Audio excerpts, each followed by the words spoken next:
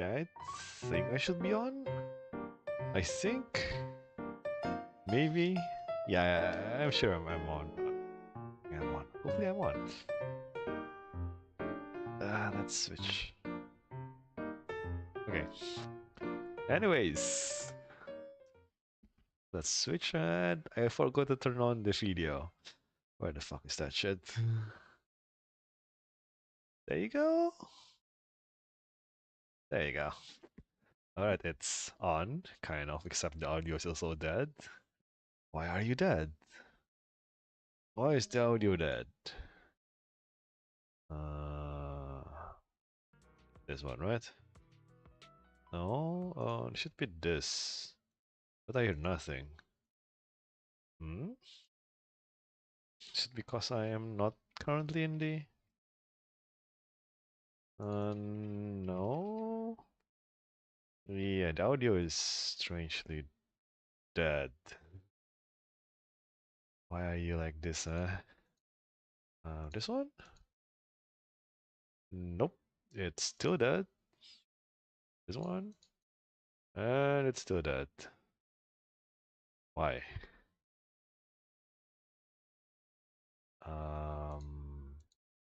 Was it because I tried using the...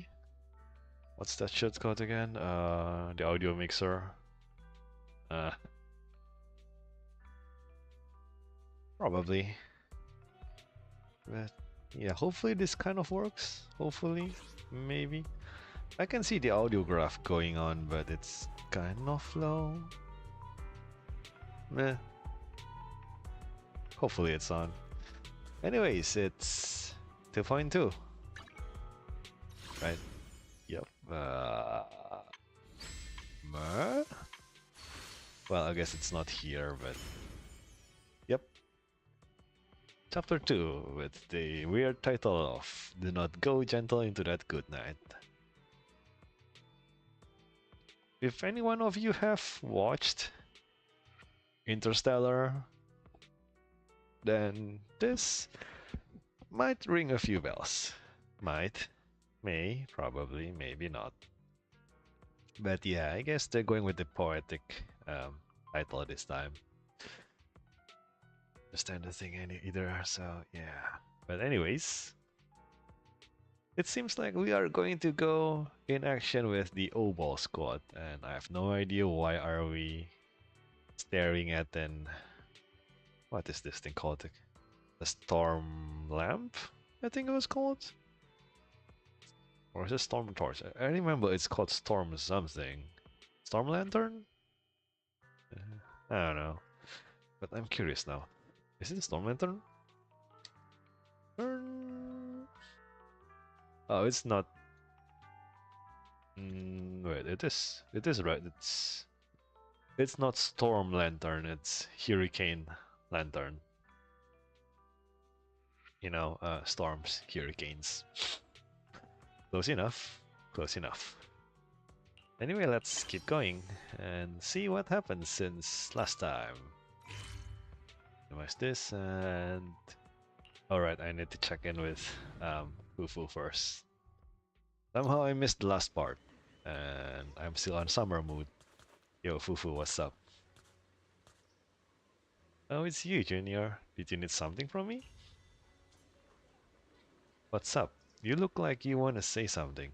Come on, tell me, I've got your back.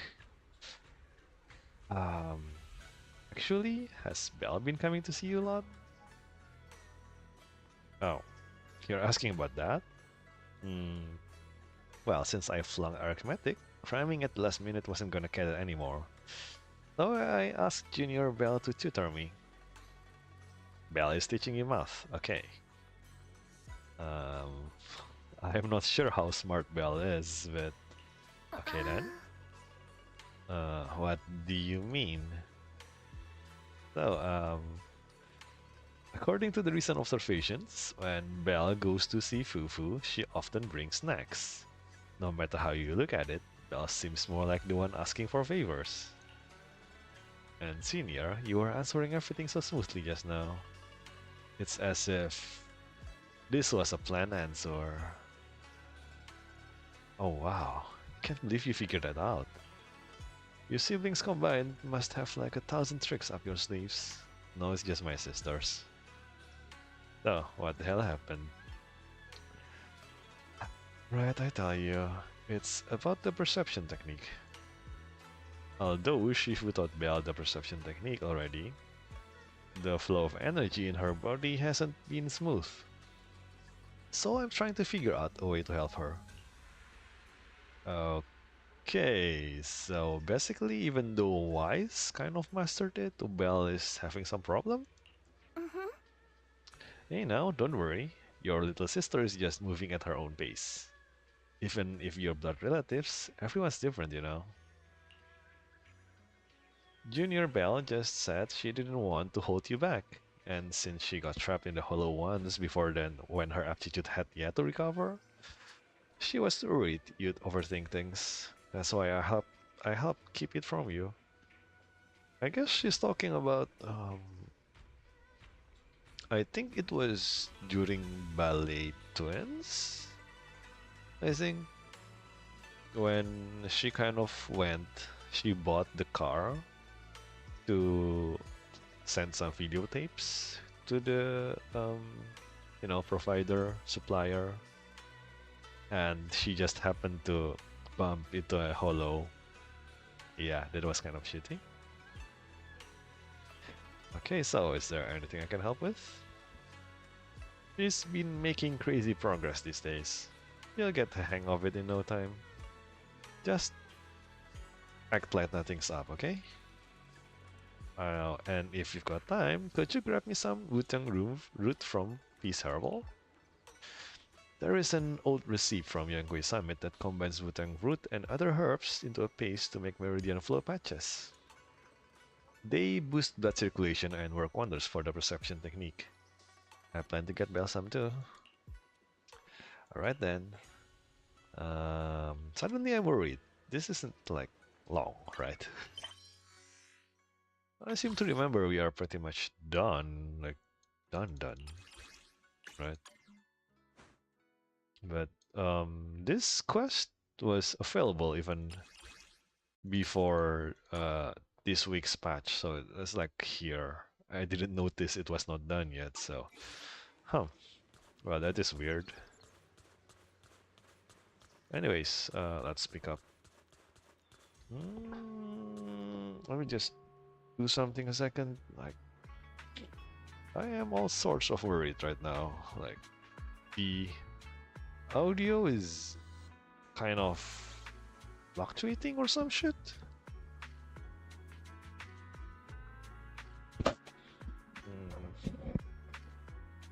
Just in case, you know, just in case. Because I don't hear anything here. Like, nothing at all. I need to turn this thing on and...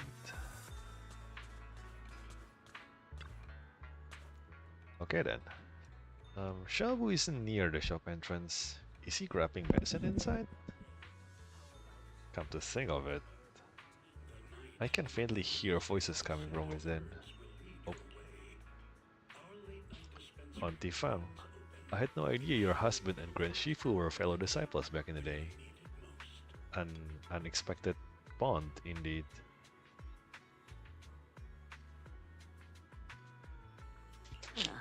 That's right. Even though I left the sect later on, our bonds remain strong.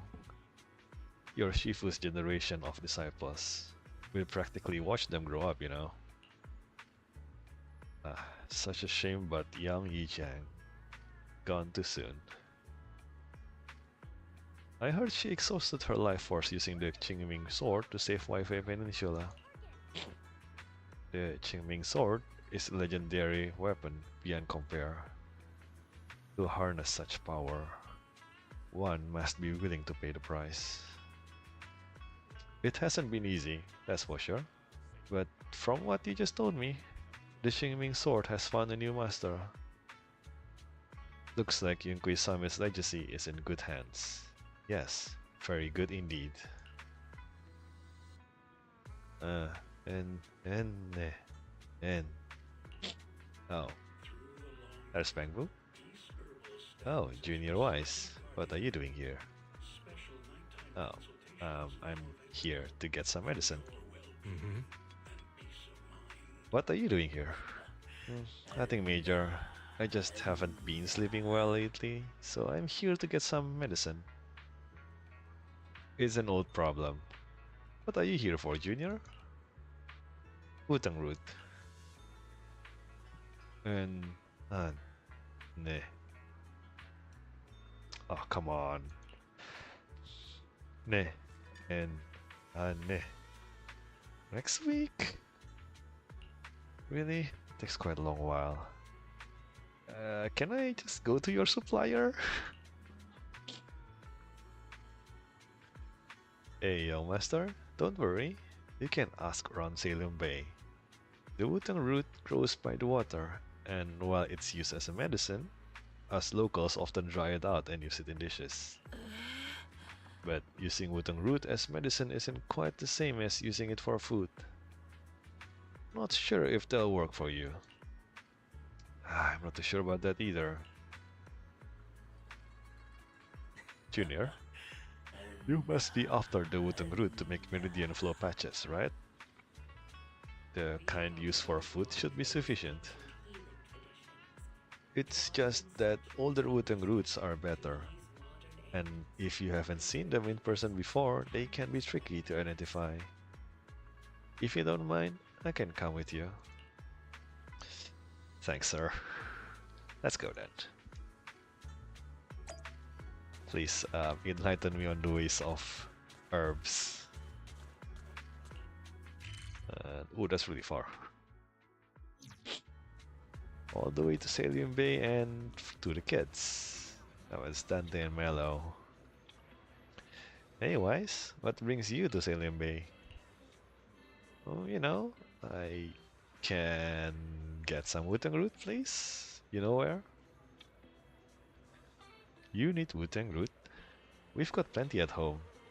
My mom dried a bunch, though that stuff's bitter. Tastes awful if you ask me. Hmm. We're buying this for medicine, not as a snack. Oh, that sounds okay then.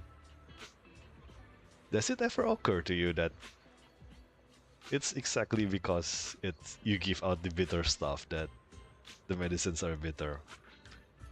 Probably not, but okay, sure, I'll take it. Boys, come over to my place to get them. You fix my toy before and I won't charge you anything. Plus, it's better if you take some. Saves me from my mom trying to force them on me every day. And later, near Mellow's place. Auntie, can I has? Nope. It's in this box down here. Hold on, let me move these things off the top. Sure. And bugs. Bugs? Watch out, they're centipedes. And several giant centipedes land on Mellow's arm, and both Senior Yi and you, as it wise, instinctively rush to help. Senior Yi brushes the centipedes off with his sleeve, but we aren't as nimble and get a nasty bite on our wrist. Oof.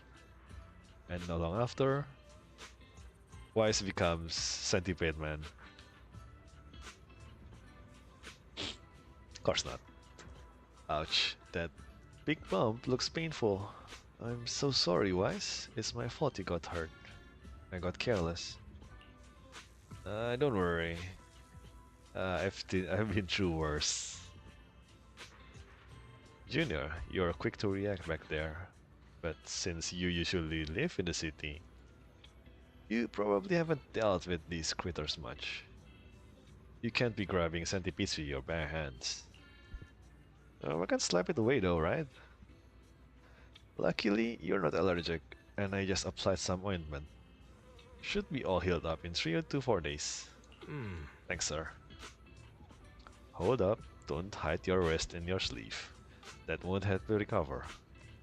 And the sleeve rubbing against the swollen area will just make it feel worse.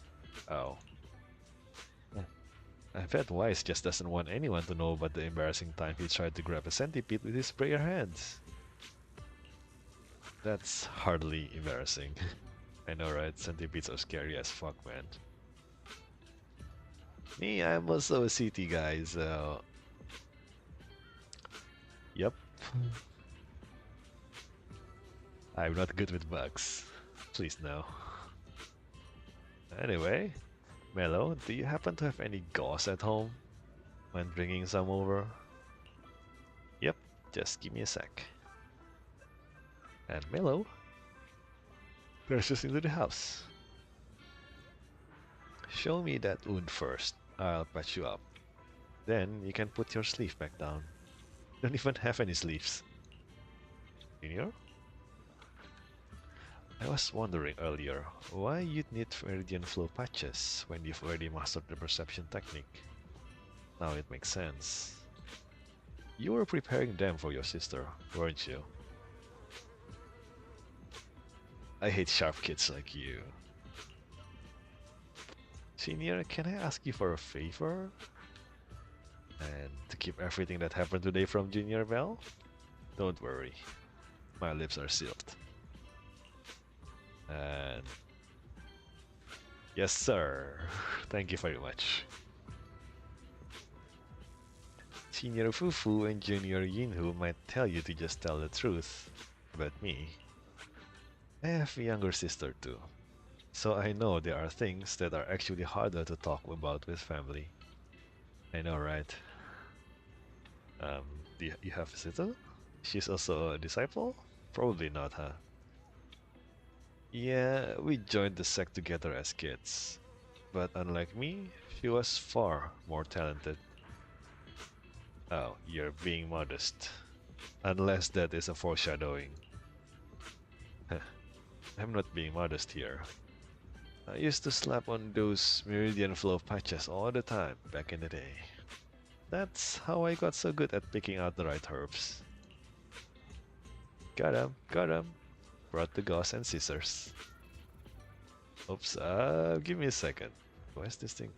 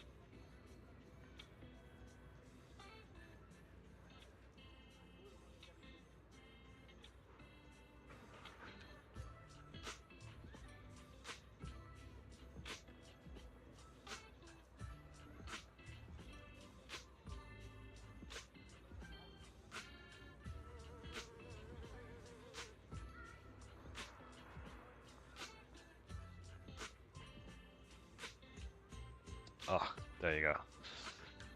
God damn it. Work costs suck. Anyway, where were we? Mello is back with the gauze. So, as we were talking, Mello comes running back. Senior Yi first treats your wounds, then helps you pick out some wooden roots. Alright, we're all done here. Let's head back to Sivian Temple. Big bro wise? Come hang out with us again, sometime. Just sometime, okay? Yeah, I'm not going for. I'm not coming back here. Yo, bro, that is one hell of a chunky cat. Holy shit. That cat is literally bigger than Kid. Like, like, you see this kid? This like cat. Holy shit, man.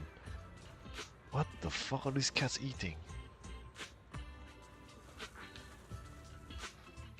Okay, let's just teleport. And where were we? Ah, there you go. What's up, Belle? Ah, Weiss. Where did you run off to? I've been looking everywhere for you. You weren't even picking up your phone. Oh, were you calling? Dude, my phone was on silent. The videotape inventory at home wasn't adding up. Took me forever to find where your logbook was, but it's all good now. Sorry, Junior Bell. I was just at Peace Herbal picking up some medicine. I ran into Junior Wise there and he helped me sort through the herbs. Thanks for helping me carry the medicine. And I'll hand over the wooden root to Senior Fufu, so you don't have to worry about it. Thanks, Senior. I leave it to you. And that, Senior Yi leaves. He is quite a tactful man, isn't he? Regardless of how sus he, goes around. Senior Yi went to Peace Herbal to get medicine. Could it be because he's having trouble sleeping? Seems the case. Yeah, I heard about it from Senior Yinhu. Seems like Senior Yi's problem isn't just insomnia or being a light sleeper.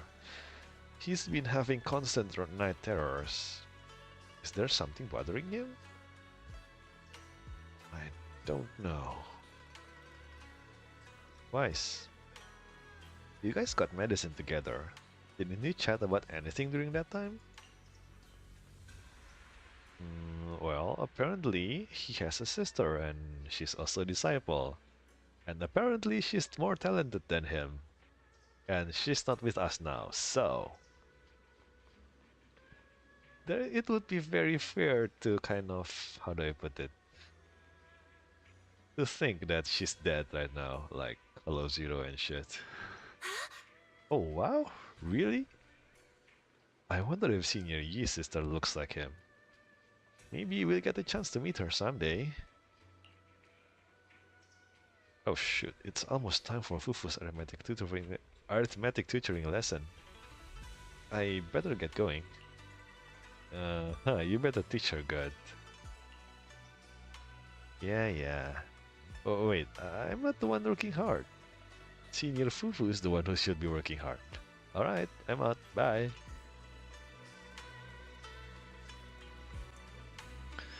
Totally sus. I mean, totally not sus, I swear. Nothing sus is going on here.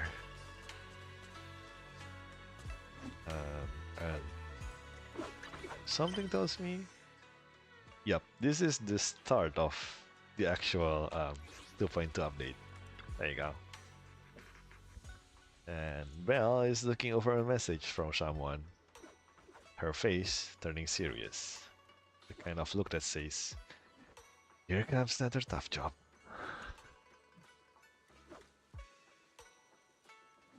Your proxy instincts are telling you to turn and walk away. Alas. Wise. Perfect timing. Shit. Talk about bad timing. The mayor sent a message earlier saying, "Give me a call when both of your siblings are together." That is an awfully specific timing. An official message from the mayor usually means something big is about to happen. Should we contact him right away? Yes. And simulated signals from the city administration surged through this encrypted line. And after a few seconds of whispering white noise, a familiar image and voice emerged from the audio-visual device. Hey kids, I trust you've been well. The miasma shrouding Lemnian Hollow still hasn't cleared, and since Wi-Fi Peninsula is also a major production area for porcelain ore, I imagine the air quality there isn't so great. The city's air isn't great, but the real concern is the miasma still spreading through Wi-Fi Peninsula. Do you have any plans to address it, Mr. Mayor? A close attendant friend of mine once told me that, as a senior, it's more friendly to start with some pleasantries before diving into the main topic. I call bullshit, but sure, okay. But enough small talk. I'm calling about the continued threat of the miasma and the dangers still posed by the Exaltists. Miasma is a natural byproduct within the Hollows, a unique form of ether that causes more severe corruption effects than ordinary ether, producing even more powerful ethereals and sacrifices. That's nothing new to you two, Phaethon, but the miasma raging within Lemnian Hollow has far exceeded what natural seepage could produce. It's all because of the Exaltists. They've been using miasma to research and create sacrifices. And now miasma is spreading rampantly within the Hollow. That's right. From thwarting the Exaltists' plan to seize control of Wi-Fi Peninsula to dismantling Porcelumex, everything you've done has surely dealt a major blow to the Exaltists' influence in the region. But the Exaltists' actions are still harming the people of Wi-Fi Peninsula, and the miasma in Lemnian Hollow shows no sign of letting up. Which brings me to the reason I'm troubling you both this time. The opportunity to root out that evil once and for all has finally arrived. Porcelumex's co-chief executive officer Ferox secretly allied with the Exaltists to carry out unlawful hollow experiments, seriously endangering the safety and interests of Wi-Fi Peninsula's citizens and businesses.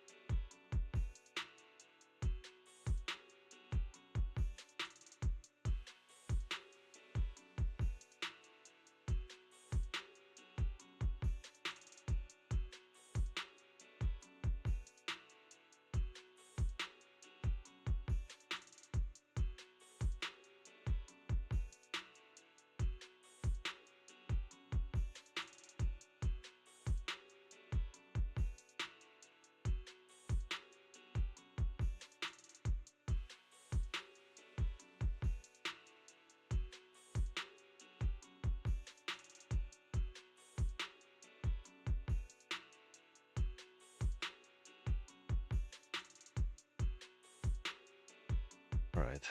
Sorry about that. This took fucking forever, I swear. Things happen. Anyway, where were we? Something about... something about... The opportunity to root out that evil once and for all has finally arrived, aka the Exotists. Porceluma's co-chief, executive officer Ferox, secretly allied with the Exotists to carry out unlawful holo experiments, seriously endangering the safety and interests of Wi-Fi Peninsula citizens and businesses. I'll spare you all the official jargon, but in short, Porcelumex's influence and control over Wi-Fi Peninsula have been significantly restricted. But investigations and operations by the city government in Wi-Fi Peninsula are still being hindered because another major player has rolled in. A defense force unit, led by Major General Lorenz, has been deployed to Wi-Fi Peninsula over the past few days, imposing temporary military control to investigate Porcelumex and contain the Exaltist threat. Oh wait, Isolde? Wasn't Isolde captain or something? The Defense Force wasn't involved with the issues in Wi-Fi Peninsula before, so why'd they show up now? Wi-Fi Peninsula is a key porcelain production area after all, and has always been a highly contested prize amongst the city's various official powers. Besides protecting the city, everyone is eager to claim a bigger share of the wealth and influence it provides. Major General Lorenz is no easygoing man. Ruthless would be the mildest way to describe him when it comes to achieving his goals. According to my sources, he has a close personal relationship with Porcelumex's other co-chief executive officer, Lucro, and the two often work together. With Ferox's downfall, Lucro secured Lorenz's support by offering him a share of Wi-Fi Peninsula's interests. Having the backing of a Defense Force Major General would greatly benefit his dealings within TOPS. Sounds like a power game between TOPS and the Defense Force. But where exactly is this opportunity to take out the Exaltist remnants? According to the action plan the Defense Force submitted to the city, eradicate the Exaltists sits at the top of their agenda. That's also their most legitimate reason for deploying to Wi-Fi Peninsula. Of course, I don't believe Lorenz is only there to dutifully protect the city, but with Porcelumex and the Defense Force already muddying the waters, a heavy-handed move by the municipal government could turn the conflict into a turf war over interests. I won't pretend I'm above it all, but I do believe that protecting the citizens' safety is more important than short-term gains. That's why neither the city government nor Yunque's summit can act directly this time. But for you, Phaethon... Yes, Phaethon, a legend among proxies, an outlaw of the underground, the last disciple of a secret research institute, Mayor Mayflower's wondrous right hand, the one who saved the Void Hunter from the brink of collapse. It's my time to shine again, right? Wise. That is one hell of an ego trip. To be honest, I won't need all those people helping me. But you're right. It's time for the protagonist to take the stage. I spotted the name Obel Squad on the Defense Force's unit roster. I've heard of their past exploits, and some of their members have had both professional and personal dealings with you. I believe they could be a trustworthy source of support. Their commanding officer this time is Miss Isolde, who worked with you during the investigation into the Exaltists and Porcelumex. I assume you're already well acquainted with her. So, we'll be taking part in the operation against the Exaltists as proxies working with the Defense Force? Exactly. But the title proxy won't fly in the Defense Force's operational report. You'll be introduced as Special Holotech Advisors and the Mayor's Special Envoy for Military Operations during your visit with the Defense Force. Special Holotech Advisors and Mayor's Special Envoy for Military Operations. Sorry, official organizations do love to make up long and difficult to remember titles, but sometimes those titles can come in handy. Though I have to say, the ones you came up with a moment ago did sound a lot cooler. Yo, he's kissing up our ass. By the way, we came across a few scattered clues about our teacher in the last mission, but we still didn't make any real headway. There's still no solid intel on Miss Carol Arna, but within the limits permitted by the Defense Force, you're still free to pursue her whereabouts as you see fit. I've already informed the Defense Force and Miss Isolde in advance.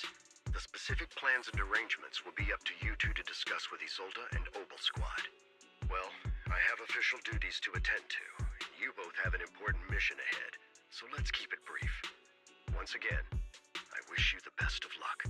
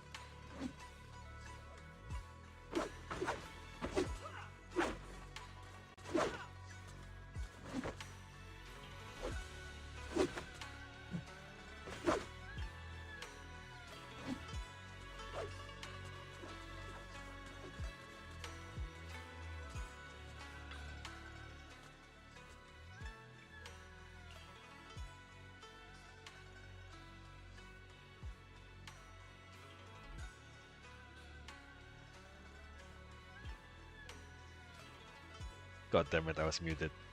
But anyway, don't give me that Isho and Shifu is all-knowing look. I only knew because the mayor contacted me in advance. It seems that really is why you're here. Yongkui Summit is on good terms with the mayor, so we can't get directly involved in Defense Mayor Force affairs. Which means I have no choice but to send my talented student. Except that we are the mayor's special envoy, which is directly tied to the mayor, which means we are even less eligible to, you know, muddle in the thing. Literally. Leave it to me, ma'am. Naming the sect is the least of your worries. The Exaltists play dirty, and the Defense Force throws its weight around. You're neither skilled enough nor strong enough to deal with either of them alone. That's why you have to act with the utmost caution. Your own safety has to come first before you try to help anyone else. Yes, help yourself before you help others. Milaiki. Alright, Zibian Temple isn't going anywhere. Get a good night's rest here tonight, then go take care of what you need to do. Remember, if you get into any trouble out there, just give them your Shifu's name.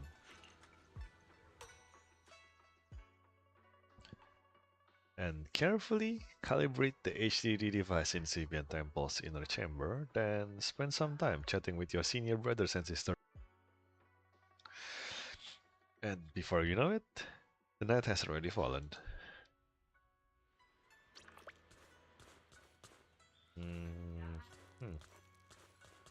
I guess it's night already, huh?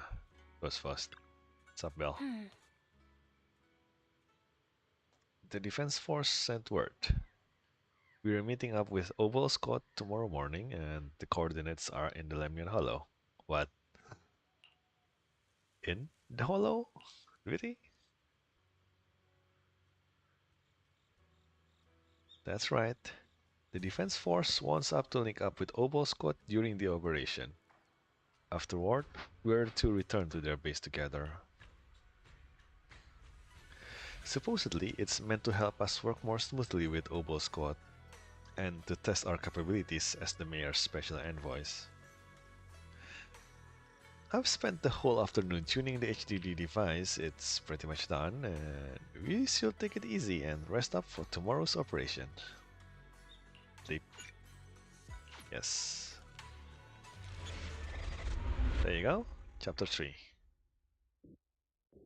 Do not go gentle into that night, dear night. Good night. In a dream made from electric impulses and numerical signals in Magus's memory.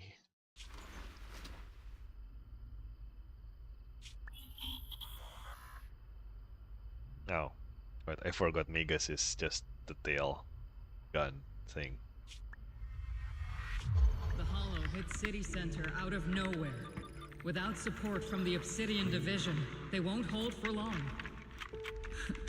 I knew you couldn't count on Helios's warning systems. Doesn't matter. We've seen worse, haven't we?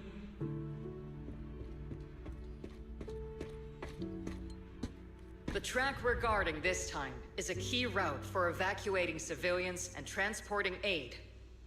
This is our last line of defense.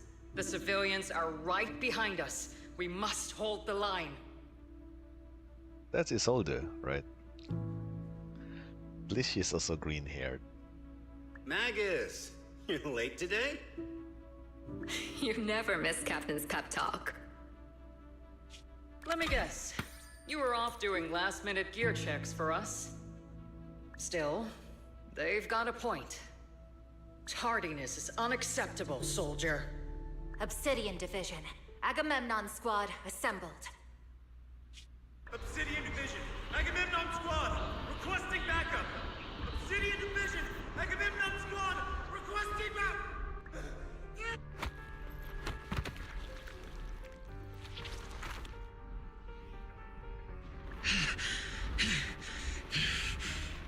Fall back, Orpheus! Fall back. No. No. We have to kill it. Whatever it takes. Get back. I'm from Yunkoi Summit. We'll hold the line from here. You can fall back now, comrades. Everyone. We can still save them. And the civilians, they're right behind us. We can't back down. We cannot fall back.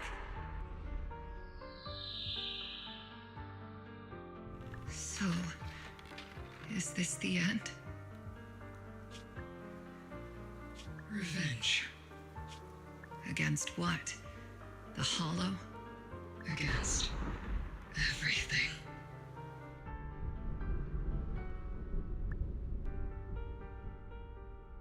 I've already lost everything.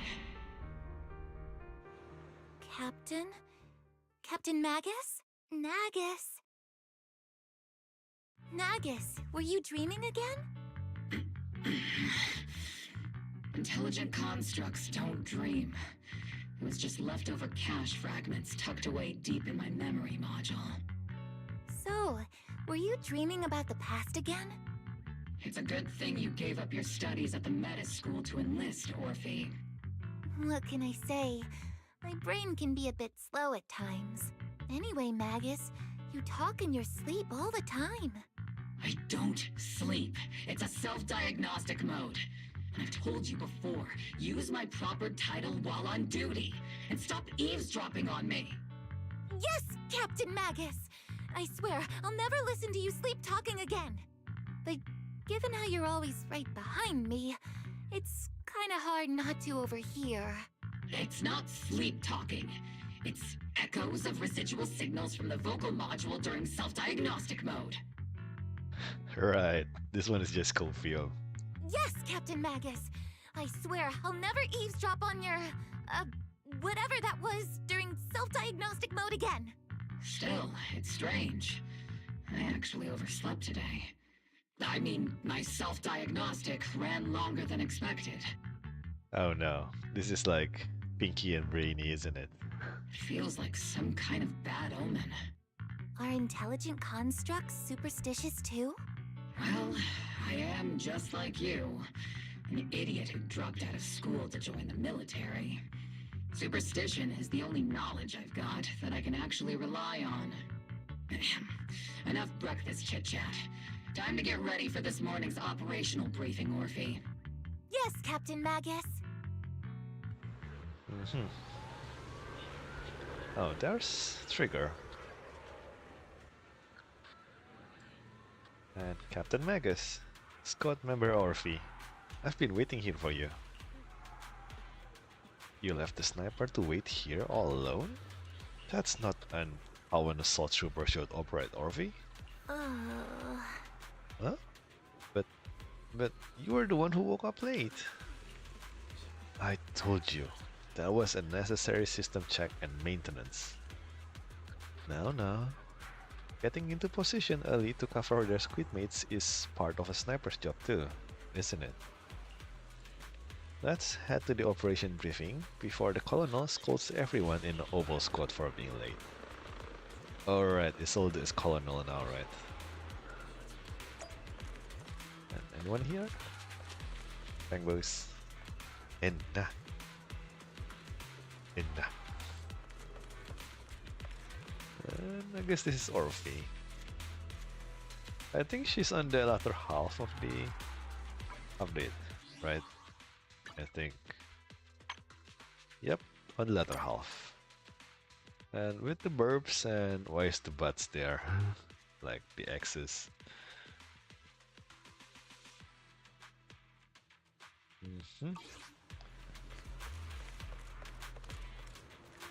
And here we have Seed and Soldier 11. God damn it, Seed. Oval Squad, assemble! Captain Magus. What the fuck was that sound, seriously? Even after all this time, Soldier 11 has remained disciplined and focused. That's what you call a model soldier. Huh? Aren't I a model soldier? You, Seed, you're a soldier too. If you join the scouts, Seed, you'd definitely be an honor scout. I feel like there's a memory somewhere in my past. Something about being in the scouts. If I weren't busy taking care of Seed Senior, I'd absolutely be an honored member. Captain, we've got about 12 or 13 push-ups worth of time before we're late for the operation briefing. Depending on whether we're doing them one-handed or two. Let's hurry to the operation briefing, or we'll be punished as problem squad members before we even get the chance to become honored ones. Okay then, so I guess this is the entirety of Oval Squad, plus Isolde over here. Hello, Colonel. And the members of Oval Squad are gathered around the command table. Good morning, everyone. Today's briefing is to discuss the tactical details for the raid on the Exaltis stronghold. Thanks to previous infiltration ops and documents from Porcelumex, we've gathered intel on several key Exaltis communication hubs within the Hollow. However, we still need more detailed intel on the exact location of their headquarters and the distribution of their personnel. Therefore, before the main force advances into the Hollow to launch a full sweep, we will deploy several elite squads to their comms outposts within the Hollow for recon. The first shot of this battle will be fired by Obel. The results you achieve will be critical to the success of the operations that follow. Leave it to me, Isolde. Captain Magus, remember to use proper ranks during operations? Yes, ma'am. After all these years, it's not like you don't know my bad habits. Magus? Captain, you were the one lecturing me about that just this morning. After all this time, we finally get to fight side by side again, Isolde. Colonel. Ma'am, I heard for this operation, a special envoy from the city government will be assisting Oval Squad. Is that confirmed? Yeah, Trigger was just telling me we've got a super capable and trustworthy friend coming to work with us. Trigger is right. There will indeed be a guest from the city government joining us as a technical advisor to assist Obel Squad in the operation. Per the agreed arrangements, our guest will meet you all inside the Hollow. I would like to point out that I never agreed on meeting inside the Hollow. You know, we could have just met outside and talked like a normal person.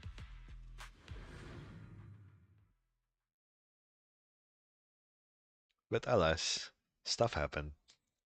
The Exaltists have long plagued Lifey Peninsula. Obsidian Division's mission is simple. Eliminate the source of this chaos once and for all. Their repeated failures have cost them dearly. Our task now is to eliminate the remaining stragglers and strike directly at their headquarters. We have obtained intel on multiple enemy strongholds. You will be deployed as scouts. Your objective is to investigate and pinpoint the enemy's main base. Blitz Squad will handle the frontal assault. You will also rendezvous with a technical advisor dispatched by the mayor and assist them in securing the key data. Aegis Squad, you will strike the enemy from the air, providing firepower and intel support for all units on the ground. Operation codename Blitz and Aegis. Obel Squad, gear up and get ready! Obel Squad reporting in. We are at the target hollow. And straight to the tutorials, I guess. Okay, so Orphe and Magus. When Orphe and Magus are off-field, they can unleash different aftershock attacks based on the energy and recover battle heat. With sufficient battle heat, hold EX to activate EX and hit charge, granting the whole squad the zeroed-in effect, which boosts their abilities.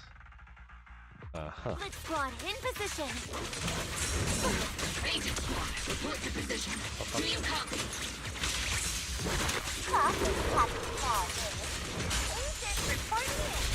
We're en route with the chopper. ETA 20 minutes. Landing at Blitz Squad 3 o'clock. That, don't rush that. Primary objective, rendezvous with the mayor's envoy. That must be someone pretty important. You got Obel Squad handling Oh, that hurts. They're very powerful, but also a very nice person. What sort of person are they? And... Save the chit-chat for after. Oh, that's quite a lot of fart.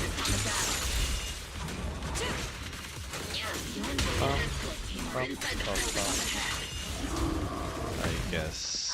Either way. How do I increase this meter? Doing auto attack doesn't increase it. Captain Magus is all about action. She prefers getting to know our partners in live combat scenarios rather than listening to someone introduce them. I prefer talking though. At least, that's what Colonel Isolde said. You're making me sound like I'm some unruly kid or something. Yeah, let me just see how that actually does her thing. I just hope the captain doesn't end up chewing out the envoy later. Do I have charge attack or something? Doesn't seem to be the case. No, doesn't seem to be the case. Nope. No charge attack, I guess. Oh, EOS and Weiss. We've successfully rendezvoused with the target. Now, let me take a look at Colonel Isolde's intel report. Captain Magus, this is the Special Hollow Technology Consultant, the Mayor's Special Envoy for Military Operations, as well as the... Wait, didn't Isolde say there was only one target? How many people are we talking about here?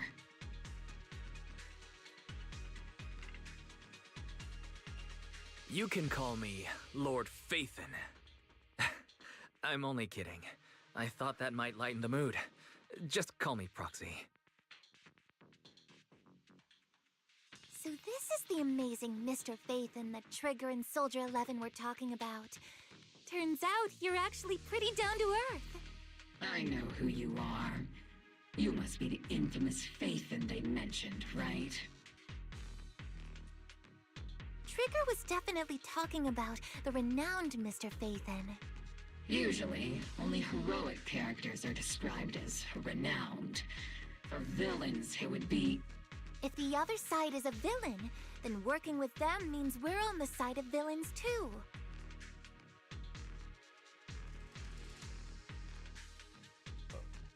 Like, what the heck? Orphe and Magus is talking about almost two completely different things. To be honest, I'm still a little uneasy about having a proxy join up with Obel Squad. Oh, just look the other way, come on. I'm an old-timer who plays by the rules. No dramatic backstory, no need for wild adventures like the younger ones. So I've rarely had dealings with anyone outside the military. Especially someone from, well, the underworld, like you. Uh-huh. Sounds pretty cool. A hero working from the dark side, protecting the city in secret. I have to admit, that sounds pretty cool. Yep, I am Batman. Sure, I've heard stories of your accomplishments, but don't mistake that for me seeing you as a hero. Oh, don't worry. I'm no hero, I just save people. Casually. As a hobby. Not bald though. Everyone walking the city has their own purpose, especially someone with a complicated background like you. But I hope your goals won't interfere with Obel's mission or violate the Defense Force's principles. Otherwise... Otherwise what? If what you call your principles are genuinely just, and your aim is to protect others, then I'd say we're on the same side.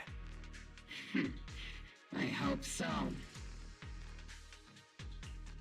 Whether I'm a villain or a hero, let's keep our focus on the mission. After all, we're still deep inside the Hollow, surrounded by Exaltists. Regardless of your position, if you get things done, that's not bad in my book. Next, I'll briefly outline the mission objectives and explain the role that Phaethon will play in this operation. As an expert Hollow guide, or a proxy, Phaethon will use the current map intel and Hollow data to chart the most efficient route for us, Obel Squad. At the same time, we'll provide cover for Phaethon as the proxy collects Hollow data and monitors the changes and activity of the miasma. We've got plenty of trained scouts in the military. Can a proxy with no combat experience really handle such an operation? Well, they may have spread their stats between analyzing, scouting, and, survivability. But me, I maxed out my, investigation skills. 0 survivability. Effective. Captain Magus, according to the intel report and squad member accounts, the proxy has combat experience working alongside Trigger and Soldier 11. Sharper, more precise, and more perceptive than any scout. That's how Soldier 11 described the proxy. Wait, actually, did Soldier 11 actually describe who we are properly instead using wrong names? That is unusual. I don't think we've ever seen anyone who's earned the approval of both Trigger and Soldier 11 outside of our own squad members. If no other squad members or Isolde have any objections, that wraps up the mission briefing. Don't fall behind, Proxy. Right. So, Yos Doko.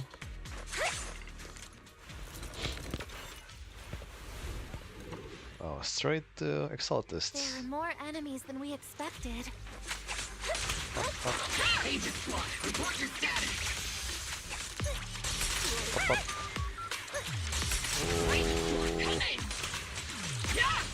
That wasn't doing a lot of damage or... The enemy reinforcements just keep coming! Oh, I see. I can parry with her E. Oh, come on. Enemy reinforcements spotted to the northwest! Warning! Agent Squad! Speed and the others should be okay, Let's just clean this one up first. The fastest way to restore comms is to disable the nearby jamming device. Or not. The miasma around us is getting thicker. I was trying to dodge that. Keep an eye out for Apparently not. I can't carry that.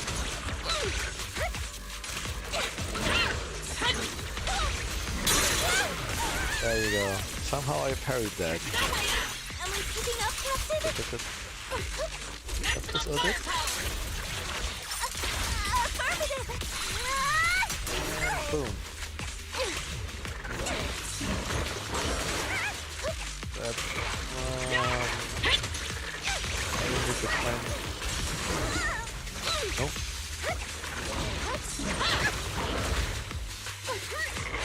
I don't get it.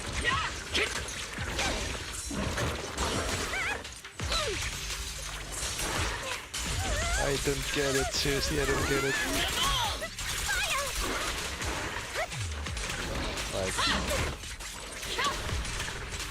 Like when does she do that parry thing? I can hear the parry noise and she does kind of things. But when does it actually trigger? I don't know. It's really weird. We're circling right above the enemy, Captain. Searching for the mission target. Oh, well. So much for finally using the robot. This is the second time MiHoYo has camped me. They teased the robot and they gave us a cute girl instead. God damn it, MiHoYo. Why you keep doing this to me?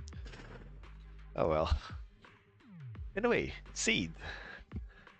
After a basic attack, fourth head, dodge counter, quick assist or assist follow up, hold or press attack to activate falling petals. With sufficient steel charge, press basic attack after a falling petal slaughter to have Seed using falling petals snowfall. I guess this is falling petal and this one is falling petals stonefall, I guess. Aegis Squad has reached the LZ. Oh, she's moving really fast. Blitz Squad, do you copy? Ow, ow, ow. Comms seem to be jammed. Ow, ow. Is Seed Senior's comm system still working? No, the speaker's all buzzy with static. Let's clear the nearby enemies Oh no, first. see the thunder. Then regroup with the captain ASAP. I wonder if the proxy... I wonder if that thing has a timing-based move. Or do I just smash? Recalibrating. Bam, bam, The bam. area's all clear. Too late, I was trying to get sound meter. Pests. She's kind of... Come in, Blitz Squad. Do you copy? She's super fast though, like super fast. Seems that annoying signal interference is still floating. The enemy control room is just ahead. That's with communications Oh, here. it's not exactly time. At least I don't see a timing correlation on it. It just, you know, punches things in animation. Okay, then that's fine too, I guess. Found the jammer switch. I turn it off. As the switch flips down, the hum of a machine somewhere in the comms room comes to help. Aegis Squad, come in. Aegis reporting in. Loud and clear, Captain. With a rocket We just shut launcher. down the enemy jamming. Ow, ow. She's like the weird mid-ranger. She wants this weird range. Are there any ether transmission terminals? Which is kind of comfortable, really. Roger. New objective. Bam. Shut down the ether transmission system.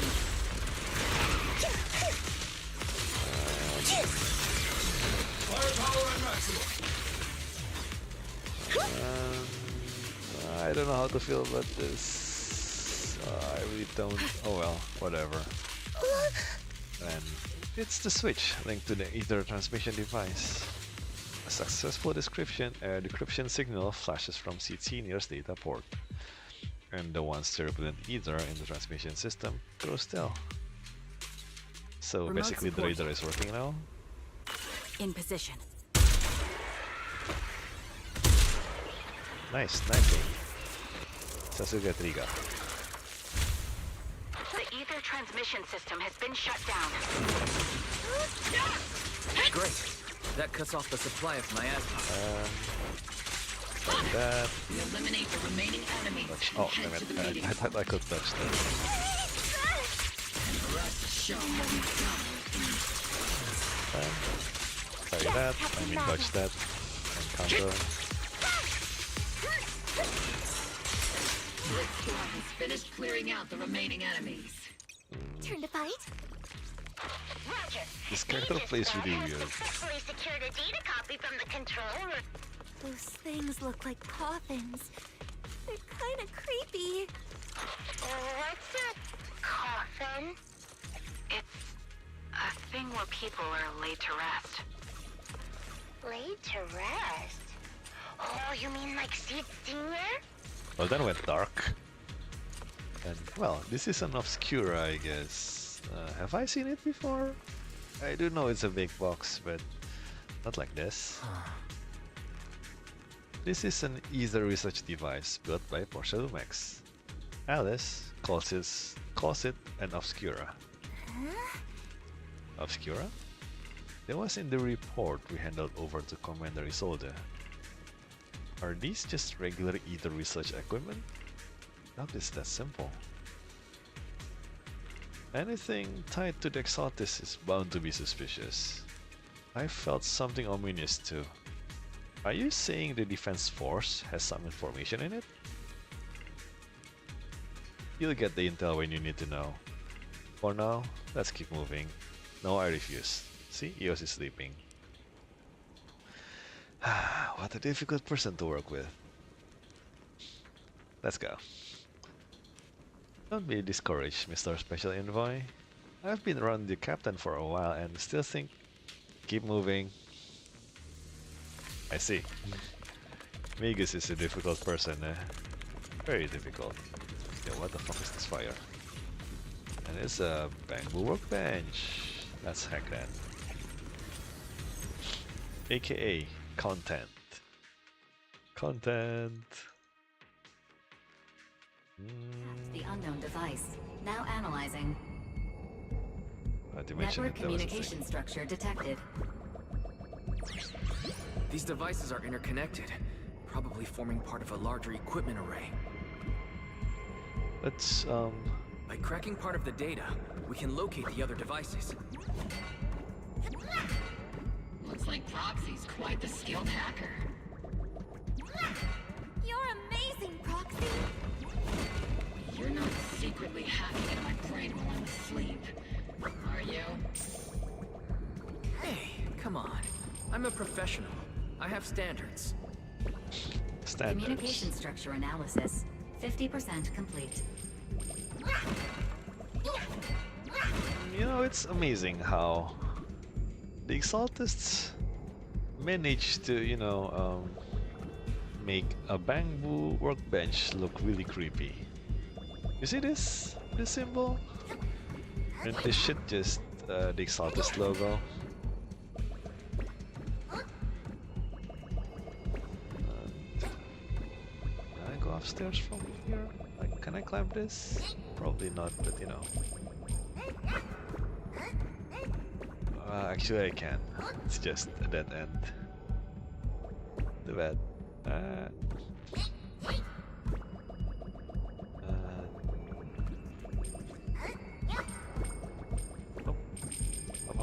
Up. And anything here? Doesn't seem to be the case.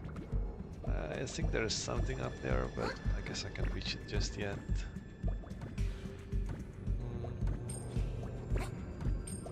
Up you go, and up you go. Hey. Got him. Here now.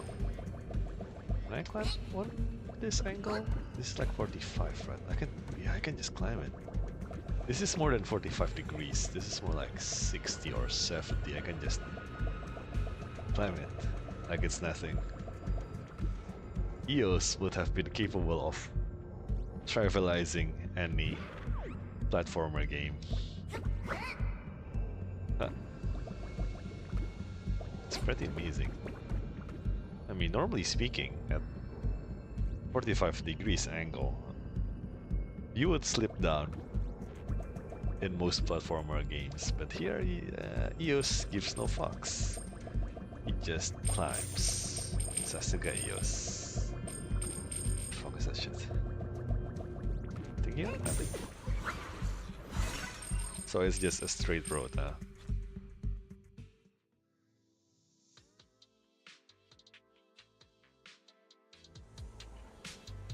And there you go. And let's pick up some ore and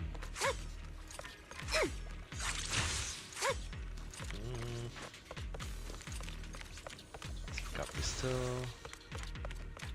Down we go. Those are ether reactors made by Porcelumex. To be honest, they look pretty ominous. But there's a whole bunch of obscuras here. Company working with the Exaltists, right? Not everyone in the company is bad. Hopefully. Even if they're not all bad, Funny still played a part in this. That may be true, but most ordinary employees were probably acting under pressure or coercion, right? And what about you? Were you forced or pressured into becoming a proxy? Sort of.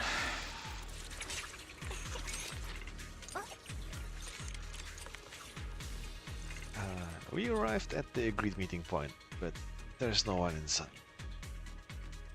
However, it seems there's a red question mark symbol, and beneath it, there's something. It looks like a piece of paper made from a really high quality material. What? It seems something is written on it. Steel wheels and copper valves clatter on. Iron serpents race across the land. At the end of the road, a silver star cocoons a prize. A hidden marvel. A touch of autumn's hand. What the fuck? A makeshift bow? And it's not a green one either. Wait. What if I take the literal meaning? Steel wheels and copper valves probably refer to some kind of mechanical processing equipment. If that's the case, then iron serpents is likely referring to pipelines. At the end of the road, the silver star probably refers to a spherical object at the end of the path with something hidden inside. When put together, it seems to be saying, at the end of a certain road in this real zone, there's a spherical object with something hidden inside? So, in other words, it's a prize riddle. Oh well then, might as well ask.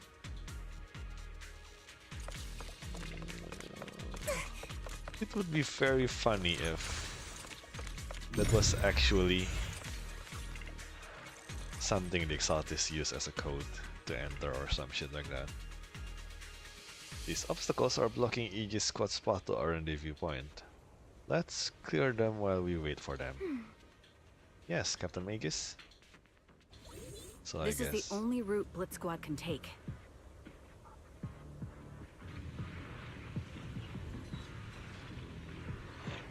The mission went without a hitch. Great work, everyone. Really? And thanks to the envoy for all his hard work, too. Is it? You all carried the operation. I was just doing my duty. Are we even halfway there? Like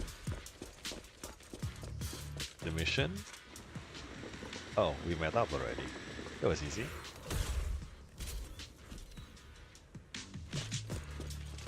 Should we don't they kind of oh I guess they don't do that here, huh? Yeah, no, okay, fine. Huh? Seed, you've met them before. Oh, it's you, Proxy. And you are? You're Seed, right? It's been a while. We met briefly during the Porcelumex inspection. I remember. Oh, Seed Senior says he remembers too. Shh, he's asleep right now, so he can't talk to you himself. Oh no, she's a weirdo. But according to Seed Senior, you're someone who can be trusted. Someone worth trusting. Well, to be honest, it was Trigger and Soldier 11 who told Seed Senior first. And then Seed Senior told me. What the heck is this bubbly girl? Seed Senior. Is that the name of your mech? He's not a mech. Seed Senior is an intelligent construct, totally different from exoskeleton-based vehicles like mechs. I see. You carry the same scent as me, Proxy. You must be quite knowledgeable in this field. Do I? Did you attend classes properly back in school, Proxy? Kind of? Strictly speaking, I never really went to a typical school. Sounds like a lie. You two have quite a unique way of talking. Says you. The Defense Force, or rather, Obel Squad's comms channel, also seems to be tuned to a pretty unusual frequency. Birds of a feather flock together, as they say. The Proxy wasn't complimenting us, Soldier 11. You dummy. Yes, yes. Being able to tune into both Seeds and Soldier 11's wavelength at the same time. I have to say, you really are something special. Nah, I'm just I'm just used dealing with weirdos. Wavelength? Are Seed and Soldier 11 intelligent constructs too? I don't know about this one. This one's yours. Still, winning over these girls might be easy. But as the commanding officer, I have to assess you with the utmost caution. Ma'am, the way you're talking is as if I just risked my way into them, you know. All right, everyone, that's enough chit-chat. Let's not forget, we're still in the middle of a battlefield here. Although we've tracked down the Exaltists' communication outpost, it seems all that's left are supplies they didn't have time to evacuate with. We came up empty on both the location of the Exaltists' main base and the research data you were looking for, Proxy. The most efficient way to move such a large amount of supplies in a short time would be through spatial fissures. The Exaltists have been operating in Lemnian Hollow for a long time. They must have access to fissure coordinates unknown to the Defense Force. But no one knows the labyrinths of hollows better than Phaethon. Phaethon's scales are like magic. Sounds way more impressive than a carrot. Well, I guess it's a cucumber. Sounds pretty mysterious. Anyway, you're confident you can catch up with them, right? It's me. I'm the hero, the main character. I can deal with it. I got this. I don't get that. Inside those devices, those are all sacrifices? Seed, confirm the number of enemies. Locking onto hostile targets. There's 8 in total. 7, 6, 5, 4, 3, 2, 1. 0. Now That we're works. all clear. Obel Squad. All enemies eliminated. Well, that was easy. If those were sacrifices, that one single sacrifice that took the entirety of Billabong Heavy Industries and plus other shit, you know, that's kind of sad. Well, maybe then again, within sacrifices, there may be multiple levels of aptitude, I guess, the word. And also, I'm pretty sure I did theorize that the contents of the Obscura is probably sacrifices. Like, way back, I don't even remember when, but I did theorize about it. Now it's paying off. Oh, wait. The next part of the theory is, can they ease out the sacrifice outside the hollow? Is the question. Probably not, but we'll see. Amid the thunderous storms of heavy machinery and shrill, hysterical screams, and Seed brings in the Exaltus captives. The rambling old man is a little Seed's trophy! The final sacrifice is about to begin? Yes, clearly he's unhinged. How can swirling dust compete with a blazing fire? Totally unhinged. Do all the Exaltists talk like this? It's really hard to understand. Says you. Seed, make him shut up. Foolish unbelievers! Hey, Seed Senior, you've got to be careful with how you treat prisoners. Uh-huh. They've done more than enough harm. Being gentle isn't exactly a priority. What sets these Exaltists apart from typical villains is their fanatical devotion to the Creator, which often drives them to act unpredictably. Even if they act in the shadows without rhyme or reason, the miasma remains essential to them. If we follow that trail, it could very well be the weakness that brings them down.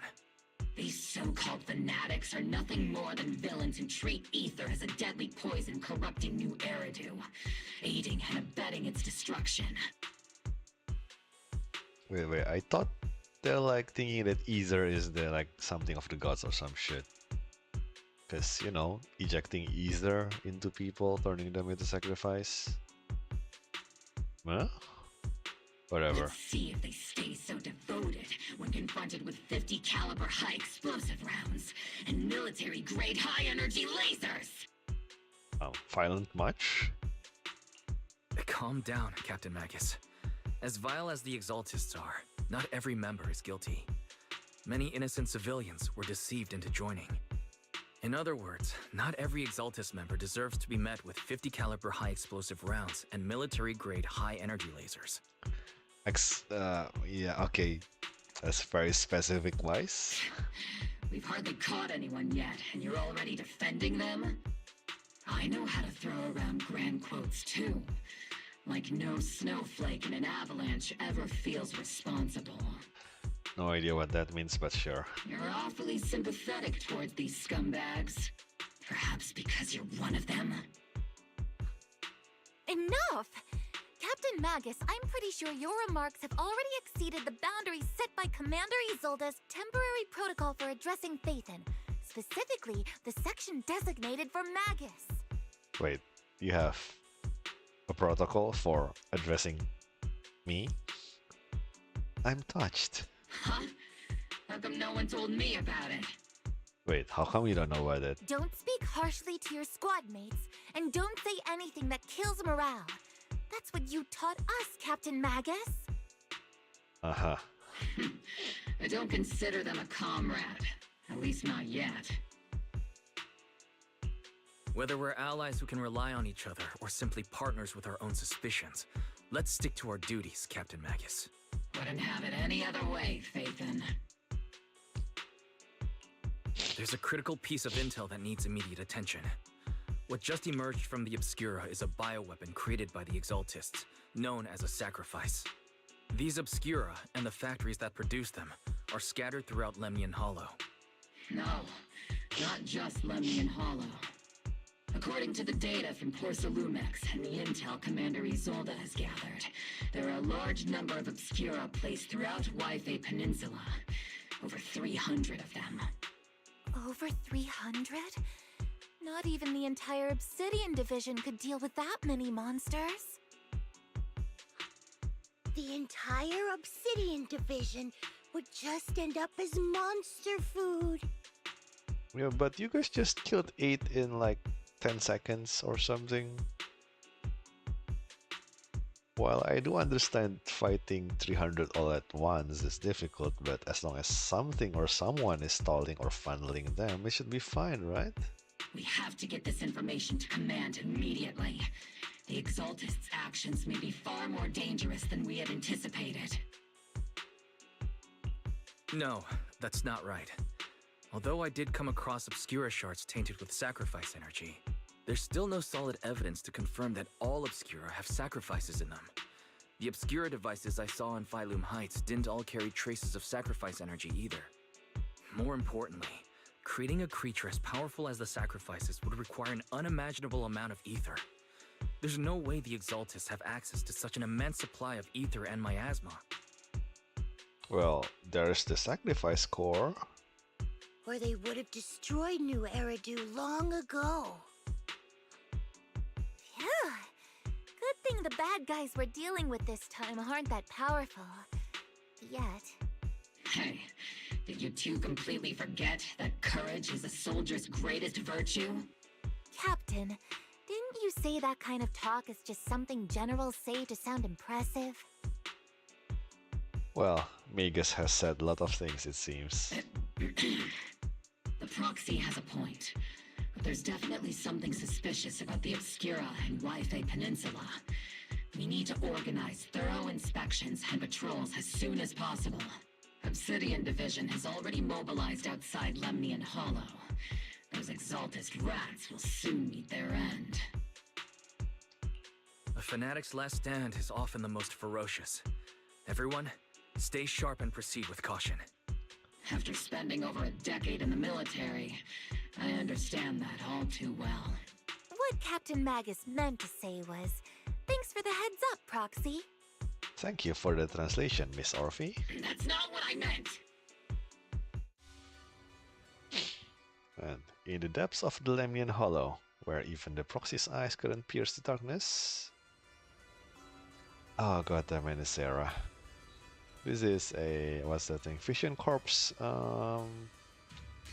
secretary or something like that? Was it? She's also seemed to be the one that caused Bringer's transformation from, you know, that one guy into a huge ass hand. But yeah. The military operation has started. We are to provide cover for the Overseer's ritual. Every action leads us closer to meeting our Lord. Everything for the Creator, Lady Sarah. But the defense force has overwhelming numbers, and we've taken heavy losses lately. With what little strength we have left, we don't need to achieve victory. Our mission is to buy time. Sacrifices are inevitable. Fortunately, the defense force isn't exactly driven by the noble duty they claim to uphold. As long as the Overseer completes the ritual, then we've already won. May the Creator refine you. May the Creator refine me. I see. They're just trying to buy time, eh?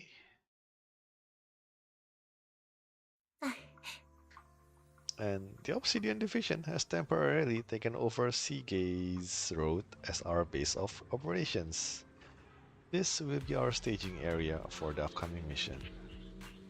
But there seems to be way more people at the base today. Probably some sort of operation being coordinated. Anyway, let's report back to Isolde first. I wonder if my car is here. My car is here. Okay, that works too, I guess.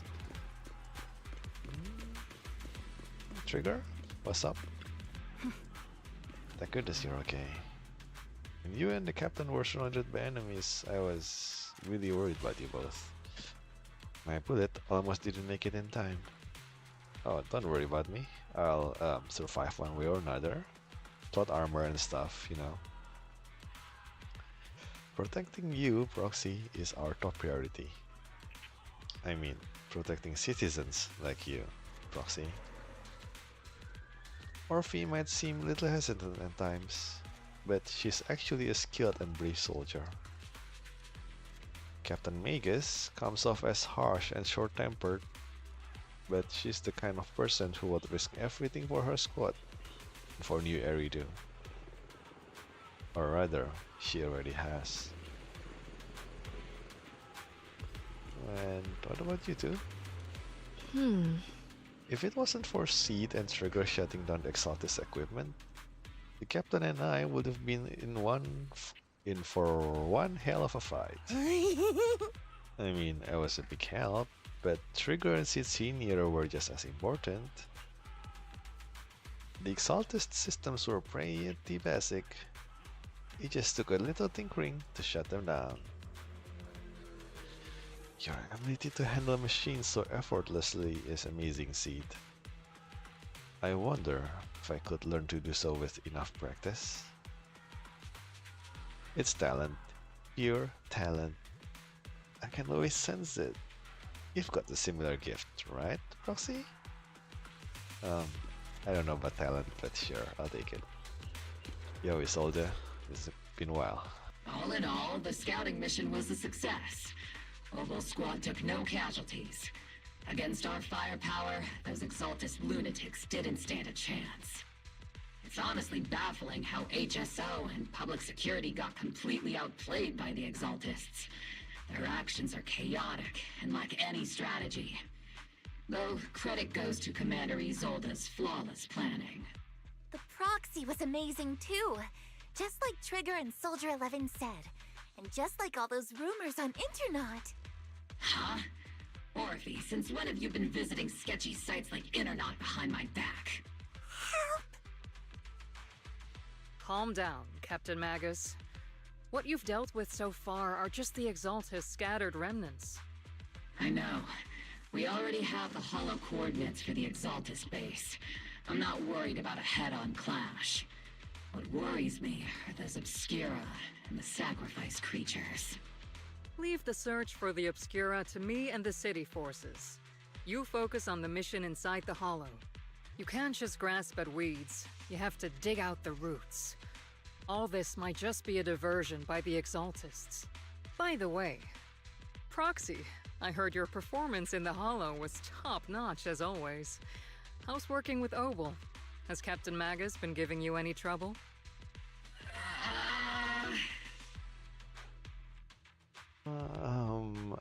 Captain Magus said... I'll have to think about that. I do remember Captain Magus saying that Phaethon is a villain who should be dealt with using 50 caliber high explosive rounds and military-grade high-energy lasers. Don't go taking things out of context to make me look like the bad guy. I'm a straight shooter. Got it. Looks like the temporary protocol for addressing Phaethon doesn't really hold much sway over Captain Magus. Well, that's real? It's all because I wasn't decisive enough. Please don't punish Captain Magus. She's not the most soft-spoken, but Captain Magus and the squad have been doing their best to support me, and her military-grade high-energy laser is definitely reassuring. All right. Without the proxy support, our operation wouldn't have gone this smoothly. Actually, I'm curious. Is this the eye? It's blinking.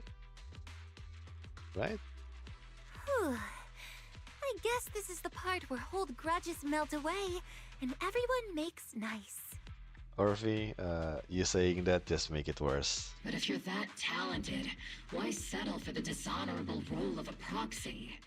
Why not join the military, earn a proper rank, and truly protect New Eridu?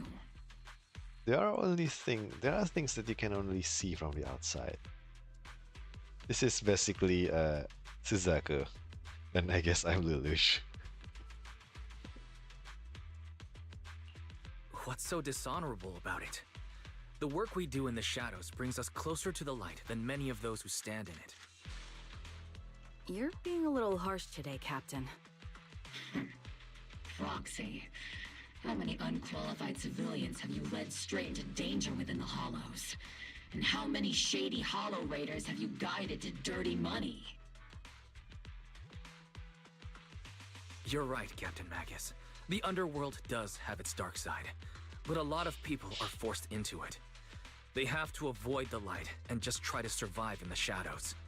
And this grand, respectable world you speak of, is it really filled with nothing but righteous heroes?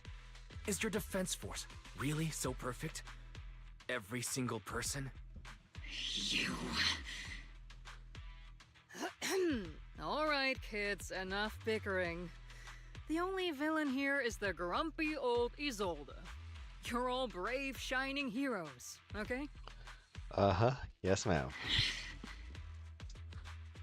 Looks like the captain got shut down by Commander Isolde again.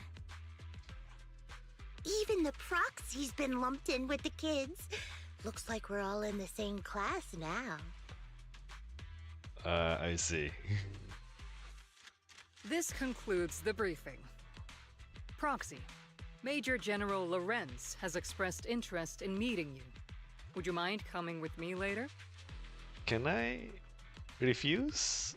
Something tells me I don't want to meet Lawrence at all costs. The Major General wants to see me? That can't be good. Relax. I'll be with you. I don't feel safe. I want Trigger. At least if it's Trigger, I know she will kind of take care of me in one way or another. Orphe?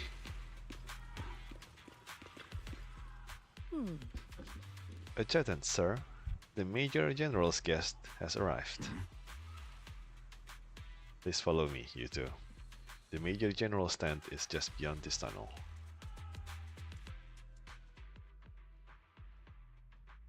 You follow the adjutant's lead and head with Isolde into the Major General's tent on the other side of the tunnel. Why? Sir, your guests have arrived. Why is the general like outside of the perimeter of the camp? Like, you know, that's really prone for getting separated. Colonel Isolde, I heard that Obel Squad has already obtained the coordinates of the Exaltist headquarters. That's correct, sir. The recon operation was a success. However, we also discovered something unexpected. There are numerous ether reactors installed around Wi-Fi Peninsula, known as Obscura, which may pose a significant threat. You can handle the specifics with your squad. You know I've always counted on you. Just make sure I get results. Yes, sir. Among all the mediocrity in the Obsidian Division, Isolde, you're the one who truly stands out. I'm really glad I found you back then. Someone like you shouldn't be stuck on the front lines. I'm pragmatic, but I always make sure my subordinates are treated fairly. This is a big opportunity, but I went to great lengths to get troops into Wi-Fi Peninsula. So this mission is one we cannot afford to fail. Yes, sir. Ah, I seem to have forgotten about our guest. Isolde, the person beside you. This is the officially appointed Hollow Technical Advisor and the Mayor's Special Envoy for Military Operation, Wise. Welcome to Wi-Fi Peninsula, Ambassador Wise. I've been in Wi-Fi Peninsula for a while now. Honestly, it's more appropriate for me and Suibian Temple to be the ones welcoming the Defense Force. I don't know about mentioning Suibian Temple here, Wise. Like, they were expressively telling you that Suibian Temple can't be in the premises of this mission. Suibian Temple? Ah, Yunque Summit. Pardon my memory, I nearly forgot our guest works directly under Mayor Mayflower. Mind filling me in, Colonel Isolde? Why is one of the mayor's personal agents, and infamous proxy, getting involved in Defense Force business? Very good question. Wise was appointed by the city as a technical advisor and envoy for Mayor Mayflower, sir. He's here to assist and oversee the Defense Force's operation. Assist, huh?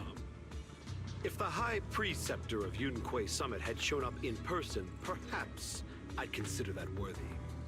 And as for the supervision, since when does Mayflower get a say in when Obsidian Division pulls the trigger? Good point. Sir, Wise is only here to assist Obel Squad. This has nothing to do with the main force's operations or command. All part of the agreement to keep the city council from meddling with our military affairs in Waifei Peninsula. Which, I imagine, suits you just fine? Of course. Your arrangements are always right on point, Colonel. This whole operation is running smoothly, thanks to you. Well then, since you're the Hollow experts and personally by the mayor, it's only right that I give you a proper welcome. Interesting how Lorenz wants to see me and then proceeds to kick me down. Unfortunately, military secrecy is of utmost importance, so I'm afraid I can't escort Wise to the more refined venues in the city for a proper celebration, at least for now. Colonel Isolde, until this operation is over, all of Wise's external communications and movements beyond Phylum Heights must be temporarily restricted. Basically an NDA, sure. That's a very unique way to treat a guest. Major General, the mayor and Yunquei Summit might not be too happy about that. That's an order, Colonel. Yes, sir. The people from Porcelumix are still waiting for me in Phylum Heights. Something about a banquet to welcome the Defense Force to Waifei Peninsula. Typical corporate parasites. Always know how to adapt and survive. I'm afraid I won't be able to personally entertain our guest, Isolde. Let's go, Mr. Ambassador. See? He's really shitty. I'm really sorry, Wise. You came here to help, and this is how you're treated. Life in the military comes with its fair share of rules and restrictions.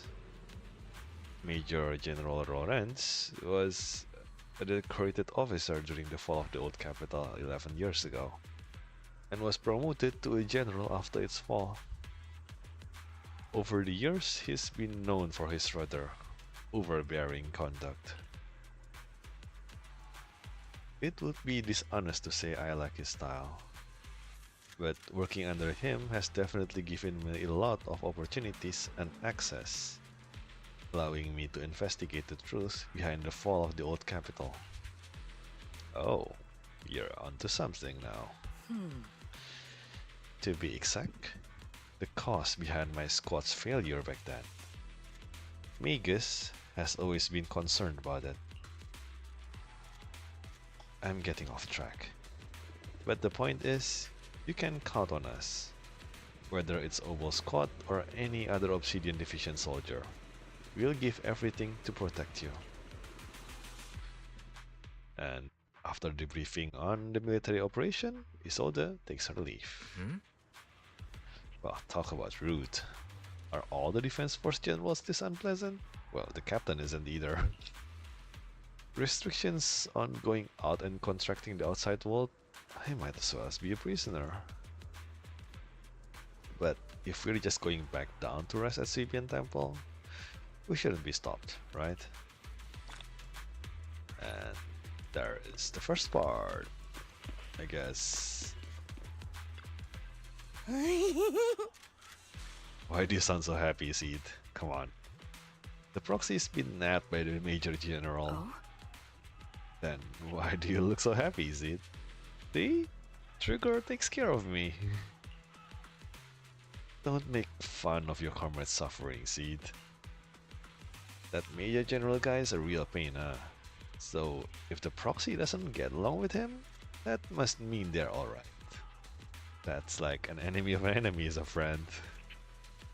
It sounds silly, but also somehow makes sense. You know, I can hear you. Ah, you're also the type to eavesdrop on people. I'm like right in front of you, you know. I've been aware of your presence for a while now, Proxy. And for the record, I wasn't talking behind your back. Thank you. You're just voicing my words. Thank you, Trigger. Proxy, the ever so laughable Proxy.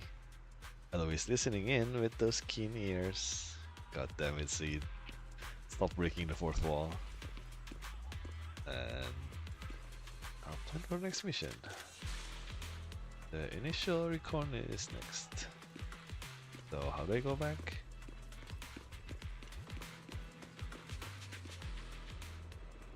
Sorry, orders from above. You're not allowed to leave. Ah, come on. I'm just going back home to sleep.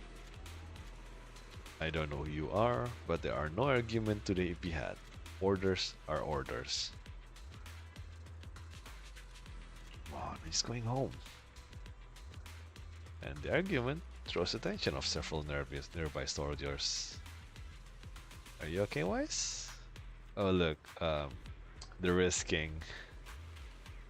Comrade, Wise is a special envoy sent by the mayor. Show some respect. The mighty Mr. Wise got taken down a notch. I'm just following orders. Following orders is a soldier's duty. I understand where this soldier is coming from. Soldier? I hope you understand, Crimson Gloom. Bitch, you messed up my name again.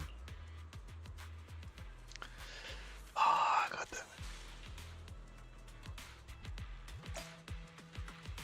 it. So, Isolde, am I not allowed to go home? Captain! Proxy made it through the interrogation unscathed! No significant change in pulse, and your face isn't too pale. Looks like you passed the test. So, the test is whether the general hates you? You look so frail, Proxy. Who would have thought you had the makings of a soldier tough enough to endure enemy torture? Nah, he's just a pain in the ass. Since you already see me as a villain, it's only natural I've learned how to avoid torture, right? The Major General may be tough to deal with, but interrogating the Mayor's envoy? That kind of thing doesn't happen in the Obsidian Division. And Isolde explains the orders to everyone. Temporarily restricting the proxy's movements and communications? What does that mean? Basically torture for, you know, someone who lives in the internet like me. It means we've got your precious Phaethon locked away. No way out, and no texting or calling family. That's just so... That's terrible! What a shame. I never thought the legendary proxy Phaethon would end up getting caught one day. On the plus side, at least the legendary proxy Phaethon was caught by Obel Squad. Well, that's terrible for me. The Major General's idea of hospitality might be questionable, but for a soldier, orders are orders. So, as much as we regret it, the legendary proxy Phaethon will have to stay put in Phylum Heights for a while. Well, at least I get a buff, right? You sure you're sorry, Captain? I'm pretty sure you were holding back a laugh just now. Don't worry. Obel Squad and the Obsidian Division are the first line of defense against the Hollows. We'll wipe out the Exaltists faster than you'd think. And then the proxy will be free. I don't like about that flag. You know. As ordered, a technician will now attach a tracker to the proxy and temporarily block all communication functions of their electronics. Well, there's no point fighting it, so we allow a soldier to fasten your tracker.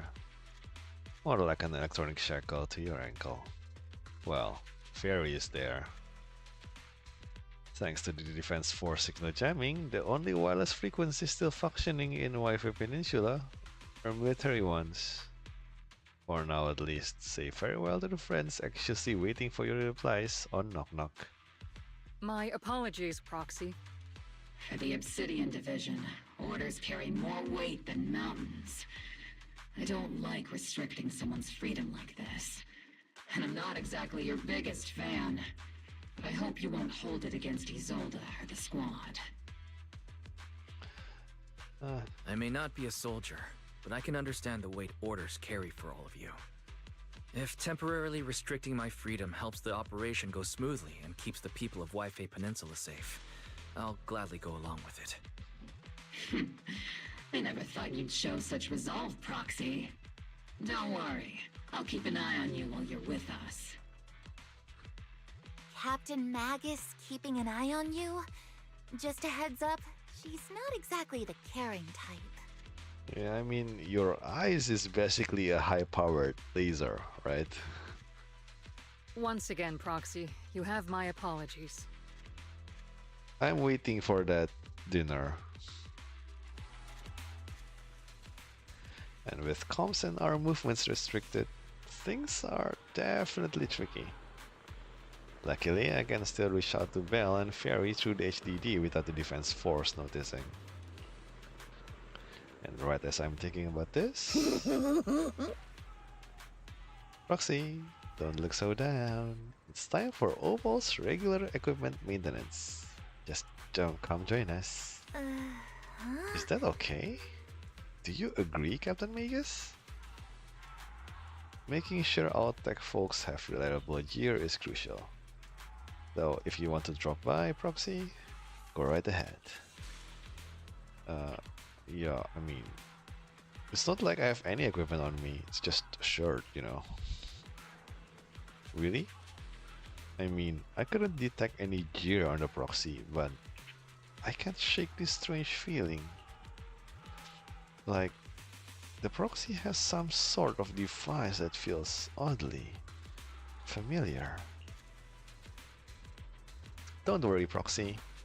It can be a bit hard to follow at times, but when it comes to tech, you can always count on her. Yeah, she's like my, what's that thing? Hound dog? It's not a hound dog. You know, one of those dogs that sniff on your bags in airports and stuff. Finding contraband. She's like, I don't see anything, but I think you have something on you. It's just a routine maintenance check. Come on, Proxy. Stop being so wishy-washy. No. I'm okay. I don't have anything on me. I have a shirt on. Why are everyone looking at me? Oval Squad is all here. Alright, time to start today's routine maintenance. Inspector on duty. Squad member seat. Oh no. First up for inspection. Mercury. The Bangbu. And then, let me take a look and see if this little cool guy's got anything wrong with it. And the antenna on the comms module seems a bit worn out. Gotta remember to get those parts replaced. If Kolbai can't hear me on the radio during the operation, I'm gonna kick your butt. And next up is Trigger's sniper rifle. I'm counting on you again, Zed. I only need one look to tell your weapon is in flawless shape, just like always, Trigger. A sniper's weapon is their soul on the battlefield after all. And boring. Now it's Orphe and Captain Magus' turn. Let's get this straight. You're not laying a finger on me. Calm down, Captain. Quit swinging around my tail. Your exoskeleton is in good shape overall, Orphe. But your tail shows way more wear. No doubt due to the Captain's reckless fighting style. The Captain gives it her all in combat. I'll try to stay in sync with Orphe's movement. She doesn't. As for Captain Magus... Captain Magus, you're using that nitro fuel oil again, aren't you? Steed can't stand that smell pouring out of your gun barrel. Whoa. Are you seriously attacking our Captain's dental hygiene? And finally, it's your turn, Proxy. Where should I start? And Sid stares straight into the Proxy's eyes. Impossible as it seems, it almost feels like she can see right through the HDD. But that can't be possible, right?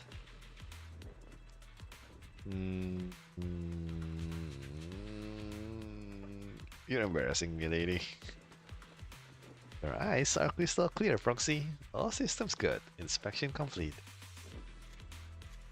She sees it. What the heck, Seed? You were just looking for an excuse to stare into the Proxy's eyes. Now that everyone's finished their equipment checks, you're dismissed. Wait, where is Soldier 11? Get some rest and make sure your gear's surfaced at the armory. Hey Proxy, don't forget to look after your eyes too. She fucking knows. You confirm that the military really is restricting your freedom of movement with Oval Squad. And then we return to the tent to rest. The tent offers some cover from the soldiers' gazes, and establishing the connection with the HDD brings a small sense of relief. As Master's supreme assistant and a thoughtful, all-purpose AI, I would never sit back helplessly while Master's freedom is being restricted, unlike the second assistant. Fairy, you really can't stop chasing that first assistant title, can you? That's already harsh, though. When will you finally understand that as his sibling, I'm irreplaceable? Kids. Alright, you two, enough arguing. I'm just a pitiful, useless captured proxy here, while you two are elite hackers, okay? Negative. Although Master was unfortunately captured, Master remains an elite hacking expert. Well, someone is kissing the butt. Save your useless sympathy, First Assistant. Luckily, not even the hollows can interfere with the HDD's unique signal, so the Defense Force's jamming is barely an inconvenience. Still, I was the one who actually encoded the anti-jamming signal. Thank you. Which means Wise can still reach me through the HDD, and EOS's deep dive can continue as planned. I saw some new data with my eye implants in the hollow. I need you to run some calculations. Whether or not the military's info checks out, nothing is more trustworthy than your calculations, Fairy. Affirmative. Additionally, I've made a full copy of the military intel files that EOS and Master saw. Thank you. If the Defense Force comes knocking because you did something without permission, make sure they know Second Assistant and your Master had nothing to do with it. Anyway, leave the rest to me and Fairy Wise, just like always. Thank you. As always. Then leave clearing out the hollow to me and Obel Squad, just like always. The Defense Force's mission is bound to be dangerous. Be careful, Wise. The bed beneath us feels so foreign. Well, yeah, it's not my bed. And we hardly rest well at night. But as with all things, it eventually passes. A commotion arises from the outpost beyond the tent. Oh, that's Orphe and Seed's voices. Let's go check out what's happening. Oh, I guess this is my tent? Uh-huh. Hang in there with the bang. Why is he so dead? Is this the little one you bought back from the hollow? Yes. The Bangbu squad seems to have been attacked. I received the Bangbu's distress signal and rushed over. What about the soldiers in that squad? They were all lying there covered in blood. I mean, the not breathing kind of lying there. Thank you for the explanation, Seed. Let's pay our respects. This Bangbu probably recorded what happened when they ran into the enemy, but it's badly damaged. Do we have any technicians at base? Well then, time for the main character to shine. Roxy, you know how to fix a Bangbu? Please help this little guy. I leave it to you, Proxy. 2 3 and 4. There you go. That was simple. The video footage is restored, and images from inside the hollow stream out through the Bangboos data port. All units, be advised. At 3 o'clock, 300 meters. The cluster of miasma. Ethereal presence confirmed. Something's off. Are those humans coming out of there? Hey, look! Someone's crawling out of the miasma! Why are they wearing Defense Force uniforms? They're coming closer. And they're armed! We're under attack! Fight back! Enemy spotted at 3 o'clock. 4 and 5 o'clock. Oh, is it the Exaltist troops in disguise? Gunfire echoes all around. No, they emerged from the miasma. They're definitely not alive. What the are we seeing the dead in broad daylight? Ethereal monster, just take them down. Reporting in. We've got casualties. We've got another wave of hostiles.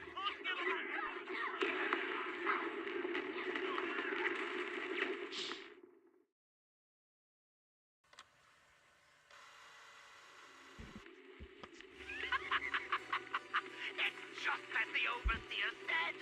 Even a miracle like resurrection is nothing for the Creator. Don't let joy blind you, my dear brother. Until we stand before the Creator, every miracle is just a small step toward the gate of the final domain. Don't worry. My joy hasn't clouded my judgment, and my knowledge as a researcher remains sharp. The large-scale miasma activation experiment has already begun ahead of schedule. They'll never catch up to us on our path to the Creator.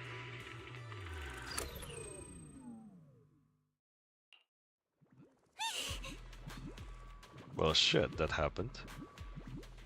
Those soldiers crawling out of the miasma, they look like the dead brought back to life. The dead? But they're dressed in military gear from the old capital. Oh, stuff from 11 years back. If they are truly the dead returned, how could they be the ghosts of those old soldiers if they're shooting at their own squad mates? More like they are moving the dead bodies like a ghoul? I don't know. Still, the fact that these creatures take on the form of former Defense Force soldiers means their creator, the enemy's knowledge of the Defense Force, might be beyond our imagination. Besides, yesterday's recon mission went perfectly. We didn't let any cultists escape, so there is no way the Exaltists could be aware of our progress. We need to report this to Isolde. Let's go, Proxy. Well then. That Bangbu is just ripped.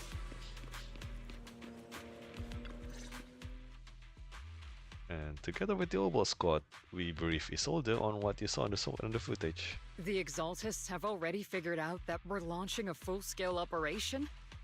So far, only Obol Squad's scouting mission involved direct combat. What that recon team ran into was likely just an unfortunate accident.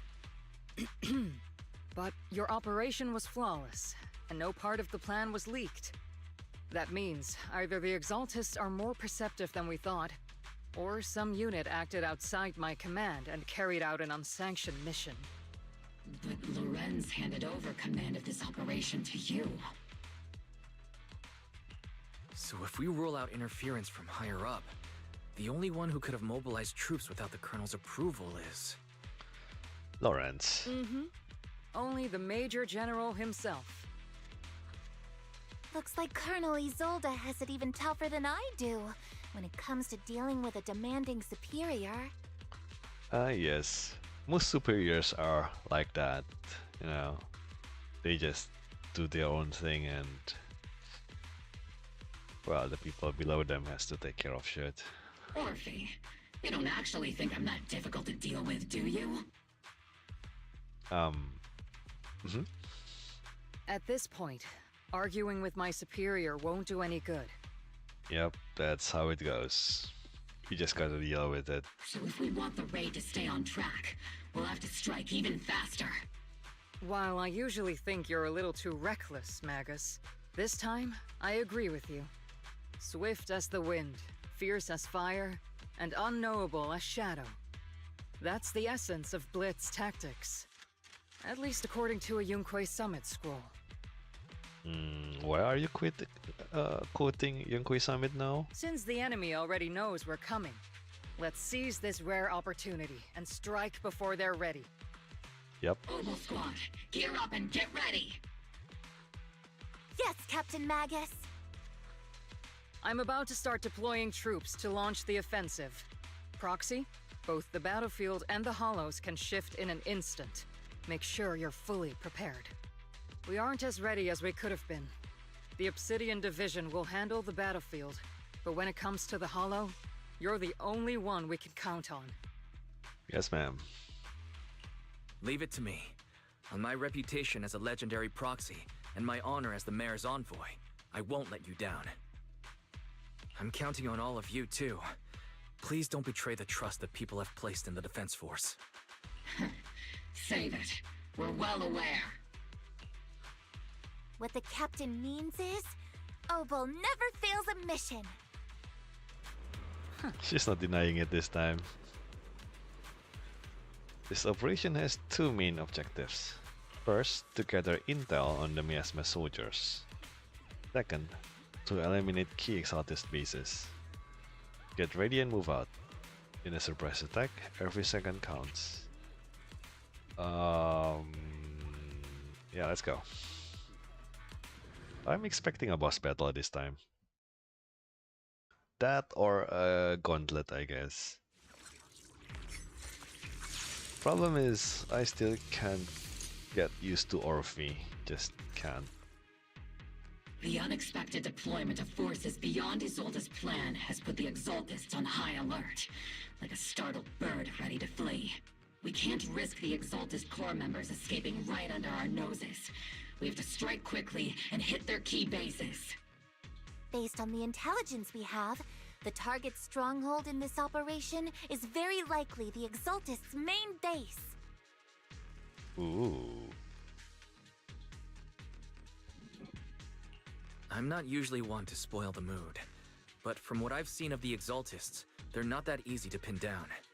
Which raises the question, can we really trust the intel from the Defense Force? You really know your way around intelligence and information warfare, Proxy. But it's Isolde's strategy and intel that have been key to the Defense Force's success so far. I see. I understand your concerns, but I've no reason to doubt the reliability of Isolde's intel. But nothing is perfect. This might be that one time where Isolde's information is not accurate, you know? Just be very careful with it. Captain Magus, you sure have a lot of trust in Commander Isolde, don't you? That's because Captain Magus and Commander Isolde were comrades in arms. They fought side by side years ago. Oh, I see. Technically, fighting side by side isn't exactly accurate. But yes, Isolde and I go way back. She's a comrade, a senior, and my commanding officer. Well, someone is respected. In fact, Obol Squad itself wouldn't exist without Isolde's support and guidance. If I can't trust Isolde, then there might not be anyone left in Obsidian Division I can trust. I understand. So please believe me. When I'm acting as your proxy, my one and only goal is to lead you all to where you're meant to be. Okay, now. The Defense Force people are here. Yeah. Who goes there? Well, so much for sneaking around. Petty thugs, blocking the way to the Creator. Oh, that's that. The Creator will not forgive them. There you go. I get the beam thing. The way for our master's return. Oh, I got both this time. Oh wait.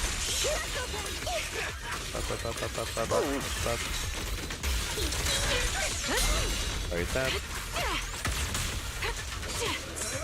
Oh, I was gonna dodge that. Recalibrating. Bam. Dodge that too. So, let's see.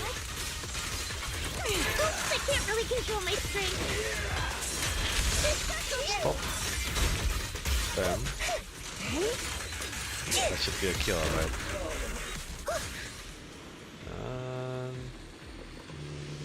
Oh wait, this one. And encrypted documents detected on this device. Accessing. Answering the Overseer's call. Wrongfully killed soldiers. Rise from the underworld. Locked in flames of vengeance. Oh. As for why the Defense Force soldiers would fight for us, the Overseer was rather vague. Perhaps they too were blessed with witnessing the Creator's true form in the underworld. The files stored in this device are incomplete. The remaining intelligence needs to be obtained elsewhere. Wrongfully killed soldiers. But those ones emerging from the miasma were wearing 11-year-old uniforms, and they died protecting New Eridu. These exalted scum, how dare they desecrate the honor of fallen soldiers? Unbelievable. Oh, wait, more? The approaching footsteps have someone on guard, have everyone on guard. But when they see is the sight of allied uniforms. Which unit are you in? According to Commander Isolde's orders, aside from Obel's squad, there shouldn't be any other squads assigned to raid this base. Isolde may be the acting commander for this op, but our squad reports to Major General Lorenz. Good job. So, these idiots are the ones who alerted the Exaltists to our plan. And it was all under orders from the Major General? Good job for calling them idiots. Mind your tone. The Major General sent us because he was worried you wouldn't be able to handle this alone. We're here to support the operation. Yeah, support, but you know, doing it in the background? That's super mega sus and really annoying. Support the operation? We were just out there fighting alone as a single squad. That's right. And we really do appreciate it. Without you taking the brunt of the Exaltists' attention, we couldn't have made it to their headquarters from the flank so smoothly. We have to apologize. We accidentally beat you to it and ended up taking the credit for wiping out the Exaltists' main base. Credit? That's meaningless. Is this really the attitude of new recruits in Obsidian Division these days? Acting all high and mighty. You're just a gun. Do you really think yourself so important? I may be a rookie, but at least I'm not a washed-up old dog like you. Oh. You're just a rookie. Oh, I see, you're just a rookie. He's gonna die. Watch it! The captain has given everything to protect the city. You don't deserve to... It's okay, Orphe. As long as they really did take out the Exaltists, then they've helped safeguard New Eridu, which makes them our comrades. Even among comrades, there are plenty of annoying ones. If you ask me, we should just take this guy away and cover it up as an accident caused by an Exaltist attack. Seed? Hey, are you threatening me? Stay focused, soldier. Answer me. Has the Exaltist's base been completely cleared? That's a no. Several preachers took advantage of the chaos to escape. We had other orders to carry out, so we didn't have time to pursue them while clearing the base. Other orders? What could be more important than wiping out the Exaltists? Bunch of fools. We can't even handle something this simple properly. Obel soldiers, let's move out. Once again, it's up to us to clean up after these fools. Oba, gear up and get ready. Yes, Captain Magus. Seed, it'll be A-okay. Seed, don't go darting too far ahead, okay? Hop, hop, hop, hop, hop. The Exaltists are fleeing in all directions. Bam, bam, bam, bam, bam, bam. Second-rate troop sure is surprisingly good at messing things up. Bam. Who would ever call this an ambush? Bam. We've already failed half of the mission's objective. Oh, that was a waste of meter. Hopefully we can still find some useful documents and materials. Encrypted documents detected on this device. Accessing. We may be working with Porcedumex, but they aren't exactly saints. They'd sacrifice everything for profit. The soldiers didn't die protecting the city. The truth is... And the file ends here without warning, damn it. There is a record of hardware being moved, but the missing data cannot be retrieved. Damn it. Of all places, the data had to be missing out at the most crucial part. Oh? The soldiers didn't die protecting the city? Just what have these exotists learned? It's nothing but the distraction they planted on purpose to mislead us.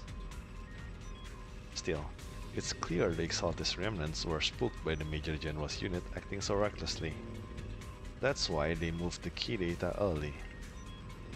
Guess we have no choice but to press on.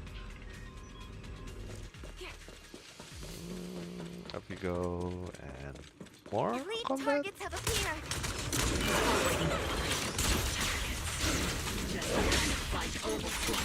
That's done already. Got that.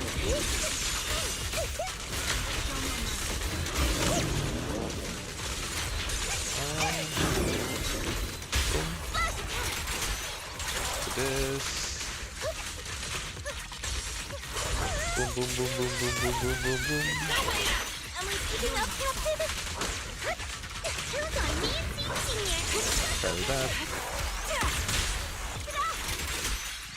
Do this. Sustaining fire. Oops, wrong one, but sure, take it. Everything is moving along smoothly, Mr. Lucro. We'll be counting on you again this time. Hmm? What are you doing there?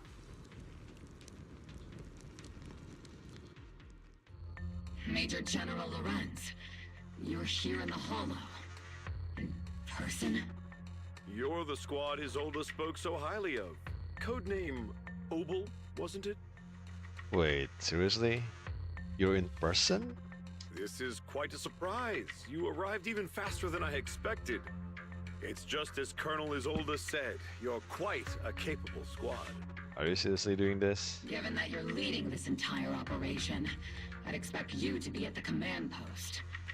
The person with you is... You must be Mr. Lucro. We met briefly at the reception banquet for the Porcelumex safety inspection. A reception banquet? For a safety inspection? That makes no sense. This, gun certainly has a blunt matter of speech. Anyway, we are acquainted from the banquet, aren't we? Also involved with the Obsidian Division, I see. For someone so young, you must have made quite the impact with the military. Not so, Mr. Lucro.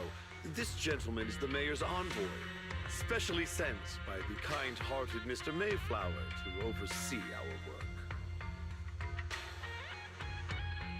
I'm just doing my duty. Please. The title of envoy is a bit too much. I feel like it's a little too high and mighty. So you're a distinguished guest from city administration. My apologies. Please excuse the poor welcome. So, what brings you here, Major General, Mr. Lucro, and these troops who've been acting without Colonel Isolde's orders? My troops and I have our reasons for being here. You're a veteran, Captain Magus. Even if you don't fully grasp what overstepping means, you should at least know not to ask about classified military matters. Mind your tongue, Captain. After all, besides your sharp tongue, there's not much else you have left. Major General, shouldn't we be going? Staying too long in areas with high ether activity isn't good for my health. You're right, Mr. Lucro. And escorted by the troops, Lawrence and Lucro withdraw from the stronghold. Aside from that clerk I met at the Special Military Affairs desk, these are honestly the two most annoying people I've ever had to listen to. I can see that. Sorry, Captain Magus. It was wrong of me to speak disrespectfully about a commanding officer. I'll let it slide this time, Orphe. If I weren't afraid of getting you all tried at a military tribunal, I'd have turned every curse word into high-energy laser blasts right at their faces. Well, you might want to do that actually. Something tells me that Lucro is in league with the, Exaltists. This place is not only a key Exaltist stronghold, but also one of their major research facilities. Porcelumex's other executive had previously worked with the Exaltists. Many of their facilities were originally Porcelumex's assets as well. And now under Lucro's lead, Porcelumex has formed ties with the Defense Force. It's clear why they're here. You're making my head spin. Isn't it just those two plotting how to profit? It makes no sense for Lorenz to profit at his position. Like, he's too high up there to chase profit. Goodness, Commander Lorenz is such a bad person. Orphe is still caught up in that naive teenage mindset of seeing the world in just good and bad. Coming from you. Goodness, Orphe. You really are a fool. But I can't say you're wrong this time. They chose to meet in the Hollow, likely to stay under the radar. Either way, Obol's mission continues. Everyone, we keep pursuing the escaping Exaltists. Yes, Captain Magus. Somewhere in the Lemnian Hollow, illuminated by a flickering candlelight. What? Great Overseer. The Defense Force took the bait just as planned, and they are feeling pretty proud of themselves. Perfect. They've wasted enough time on meaningless distractions, and that foolish general thinks he's already claimed enough victories. Oh look. So much for a plot twist.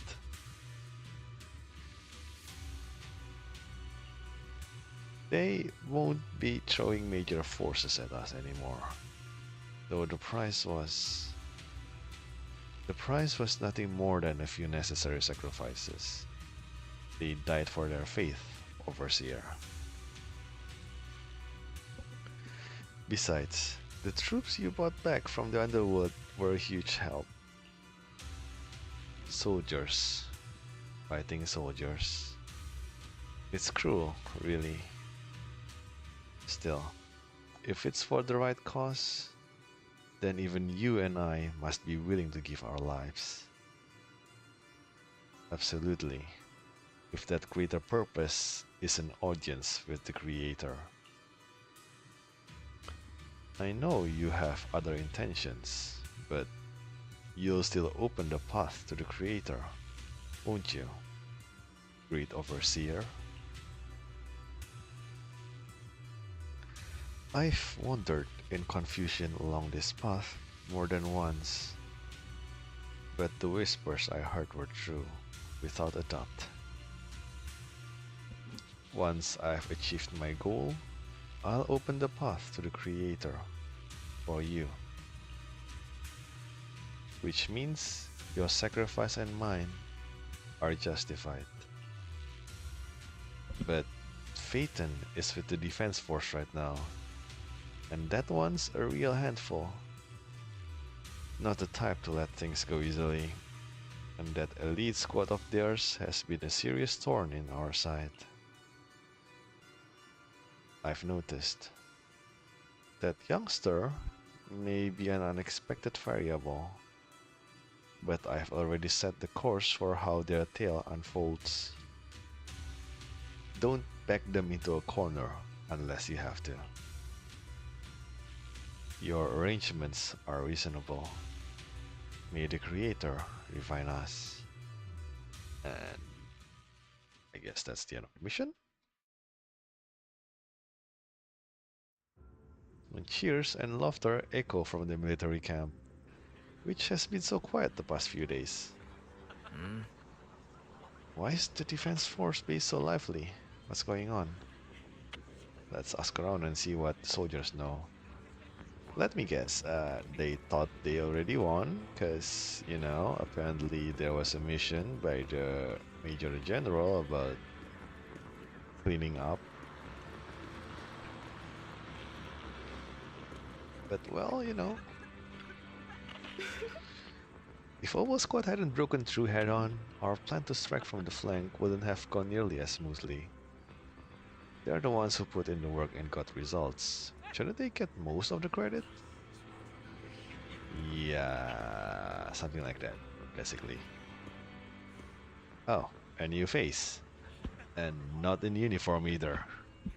You must be that outside help for, what was it, Apostle Squad? Thanks to the brilliant leadership of the Major General and his adjutant, we secured an easy victory. Sure, you didn't land the big win, but you still played a part. It's useless to talk about two people like this. Hey, what's with that look? We're celebrating our victory here. Don't be such a buzzkill, okay? Yeah. What the fuck is this guy doing here? Oh, welcome back, Envoy. I've been waiting here just to make sure you return safely. Oh, you're laying it thick, aren't you? Such modesty. Still, if you're acting on behalf of the Mayor in the Defense Force matters, I'm sure your words hold real authority with the city administration. We owe it to the Major General's forces that we were able to reclaim a significant cache of Forcelum without incident. Assets Ferox had handed over to the Exaltists, which are in fact Forcelum's property. It's quite the haul. The Major General and I go way back. He may not be the most charming guy, but he's someone you can count on. Huh? I know I'm just a shrewd, profit-minded trader. And I also know there's been some bad blood between you and the Major General. But that doesn't stop me from seeing the potential for us to work together in the future. Someone like you always brings value to the table. So naturally, I'm pleased you made it back in one piece. Ah, yes, but Porcelumex, I guess. It's true that certain individuals within Porcelumex, including Mr. Ferox and his team, engage in unlawful activities with the Exaltists. The shameful and pathetic Mr. Ferox is now in custody. And with the Major General's support, we've tracked down his subordinates who escaped into the Hollow. Porcelumex is clean of any further criminal association. Either that or you cut them all off. Regarding the so-called Obscura devices, while they were created through Ferox's dealings with the Exaltists, I'm not clear on their scientific worth. Still, they're made of costly porcelain, so they belong to the company. We'll recover each of the Obscura once the Defense Force finishes assessing their risk. Their risk?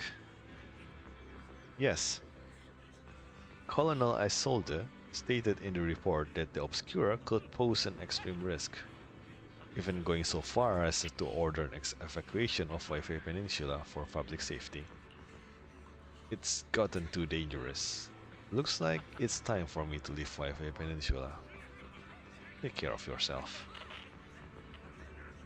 So the entire peninsula is currently empty, kind of. Oh, that escalated.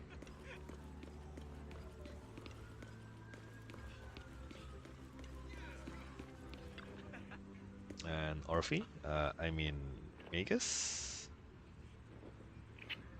These guys sure know how to take it easy. They're already planning the victory party right after winning. So what's the defense force next move?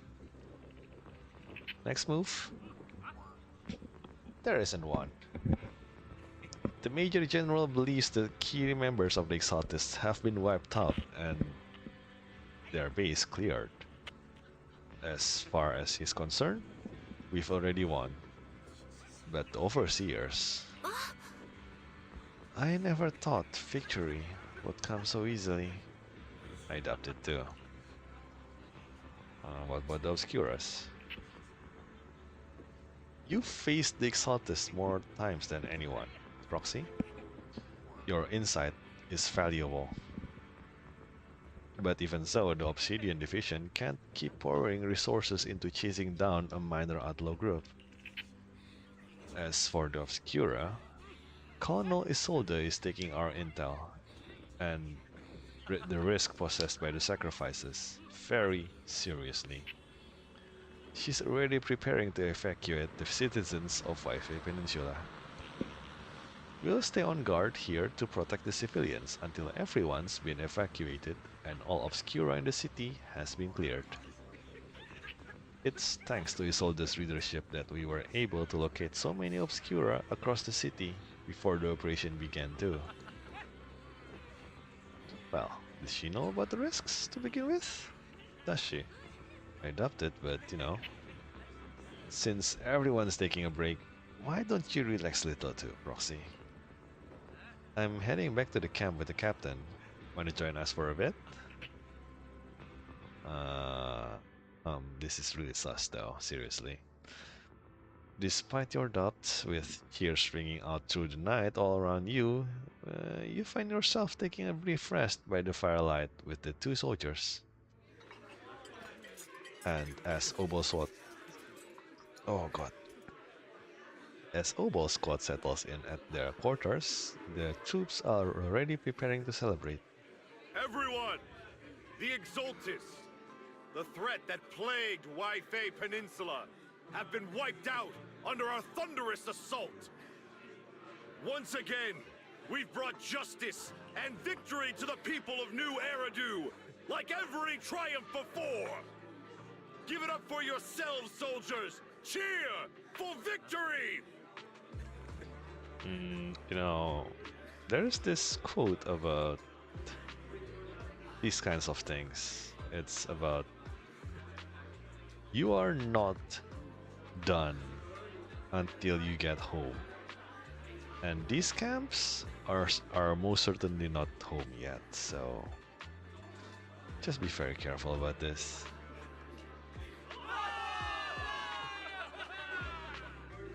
And let's hear it for our brilliant commander, Major General Lorenz!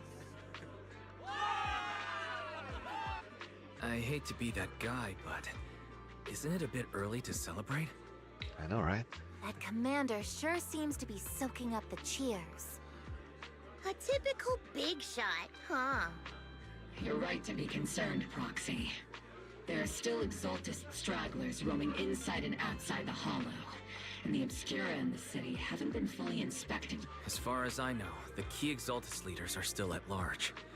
They've managed to slip away after every encounter so far. The Exaltists will remain a threat until they're eliminated.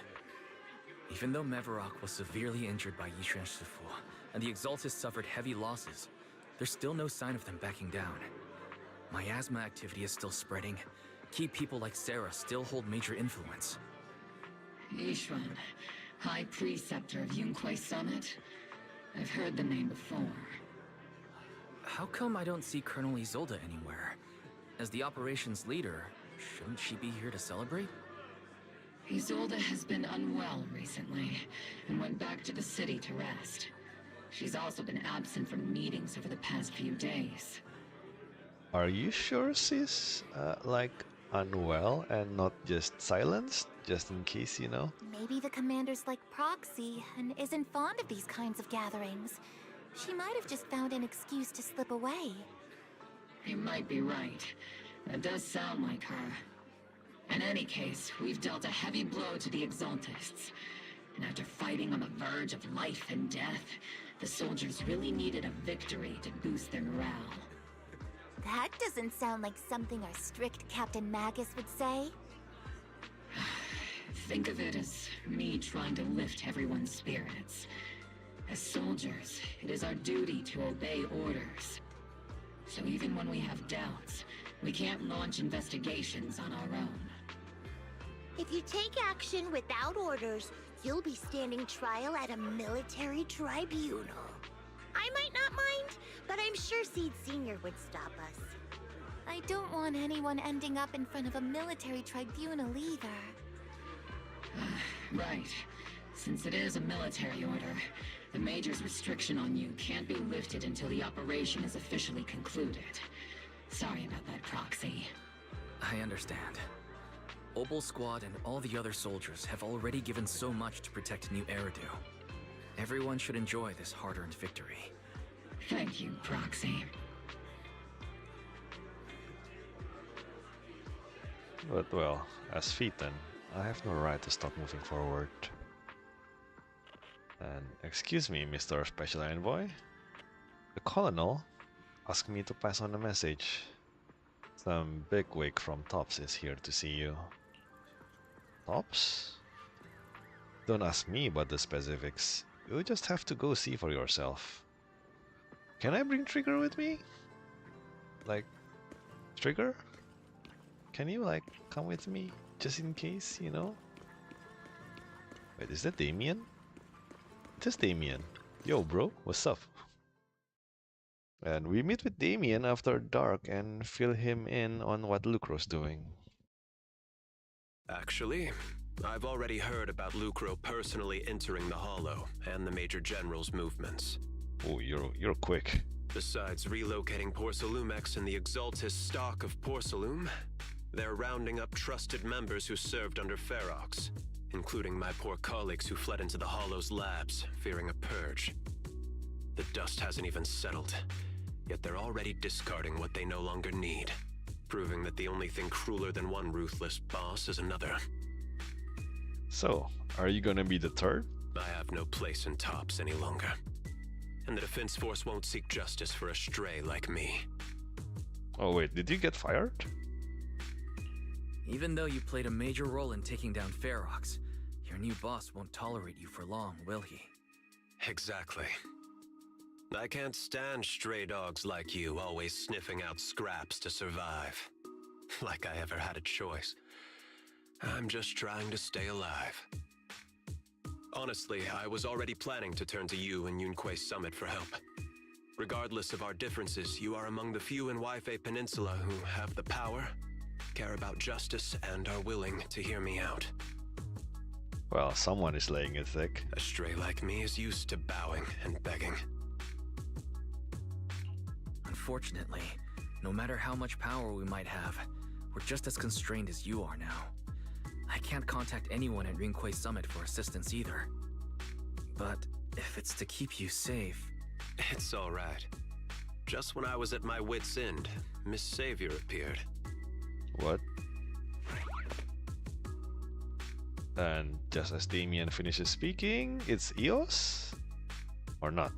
Hiya! I'm the savior he was talking about. What? Are you? What?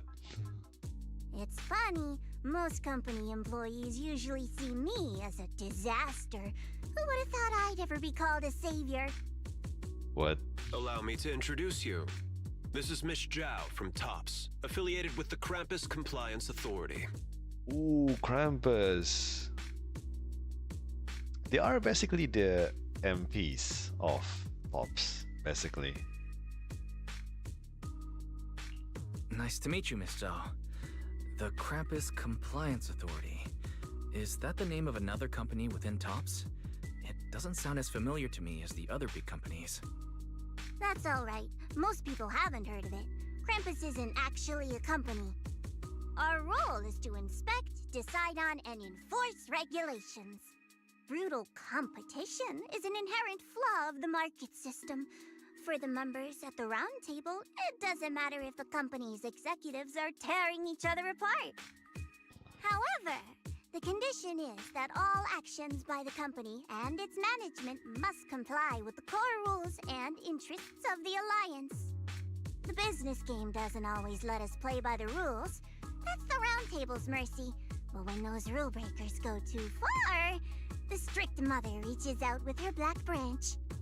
This time, Porcelumix has clearly stepped out of line. Are they still stepping out of line, is the question. I think I get why the corporations might see members of Krampus as a disaster. Even so, having regulators like you is probably a key reason TOPS has managed to maintain its strong position in the city. Yep, someone has to be policing them. So, it's not hard for you to understand why I see Miss Zhao as my savior, right? Well, technically speaking, you did nothing wrong, so, you know. We'll only know whether I'm your savior or your disaster once all the investigations are complete. Well, you're not exactly on the clear either, but, you know. Better than letting someone like Lucro treat you like a fish on a chopping board, right? Although he's not really a friend, I do have some understanding of the way Damien does things. He's determined to survive this brutal game, but he's also someone who would never cross the line. Huh. You've got sharp and beautiful eyes. Stop looking at my eyes. I hope you'll never become the enemy of Krampus. No, I'd like us to be good friends. Very, very good friends. And that when those eyes look at me again, they won't be filled with hostility, Mr. Wise. Hmm? Is it? Miss Zhao, the Krampus member, turns and walks off with Damien in tow. She may have been small in stature, but her commanding presence nearly overshadowed the disheveled Damien behind her. Well, Damien is tired, clearly. It's getting late. Let's head back to the tent and get some rest, I guess. Oh. And... oh. Hi there, Trigger. I was looking for you all day. Proxy! Yeah, Proxy. It's not time to sleep yet. I came all the way here with squad member Seed to invite you to our special nighttime operation. What? Is this night battle? I'm not sure if I'm ready about night battles. Follow us and you'll see, Proxy. Shh. Move quietly and stay low, just like a sniper. Seed and Trigger quietly creep up behind Orphe and suddenly launch a surprise attack. Soldier Orphe! Soldier Orphe! You two again? Now you have the proxy as an accomplice too? I'm not part of this. It's not what it looks like, Orphe. I had no idea those two were planning to scare you. Captain Magus is asleep. Don't wake her up. We should let her rest. Is it time for the captain's self-diagnostics? Is Orphe more worried about waking the captain or about the captain catching you secretly enjoying some prohibited items? Oh no, prohibited items. Excuse me! First of all, my concern for the captain is absolutely genuine. Second, the field manual doesn't list lemon-flavored chips under prohibited foods during deployment. I have every right to protest Captain Magus's executive decision to declare all snacks as prohibited. I see. Oh. Then why doesn't Orphe protest when the captain's actually awake? So the night battle is just bullying Orphe, I see. I'm sure Orphe has her own reasons. Anyway, if Orphe doesn't want us to tell the captain... How about sharing some of those lemon chips with us? Seed and Trigger are robbing me again! I see. This is night battle. Isn't this just a regular part of our night ops briefing? The law doesn't punish the majority, Orphe. True. Then, the proxy should also share the responsibility.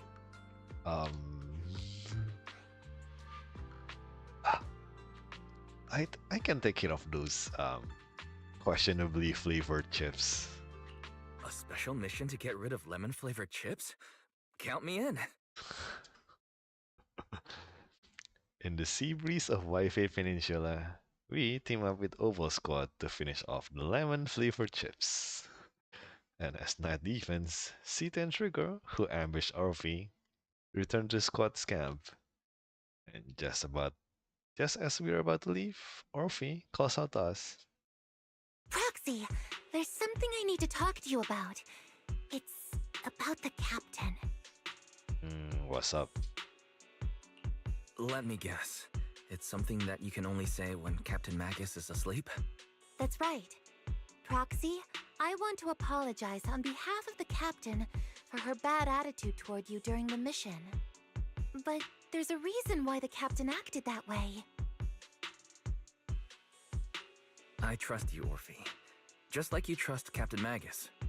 Come to think of it, you and Magus make quite the unique team. A soldier paired with an intelligent weapon construct. An intelligent construct? No, the captain is more than that. Can I trust you, Proxy? Oh, sure. You can trust me.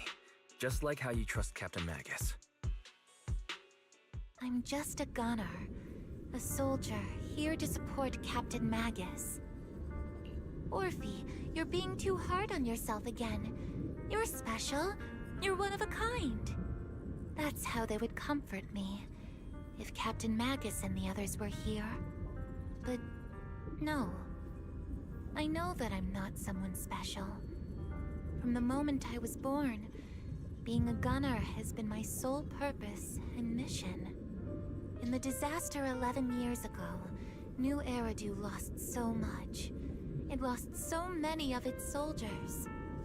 The Defense Force's last remaining gemstone, Obsidian Division, also suffered heavy losses.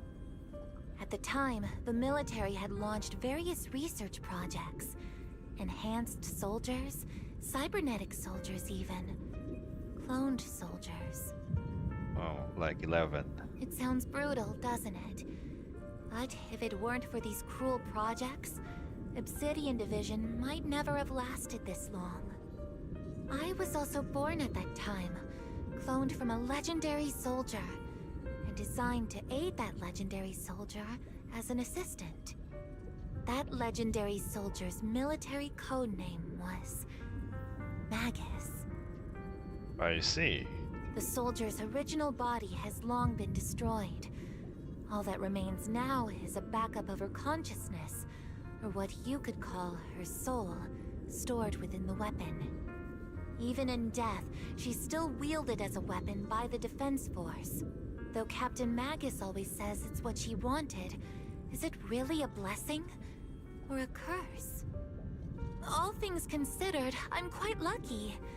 Selfish, even. I stole her body, her name. You could even say I stole her life.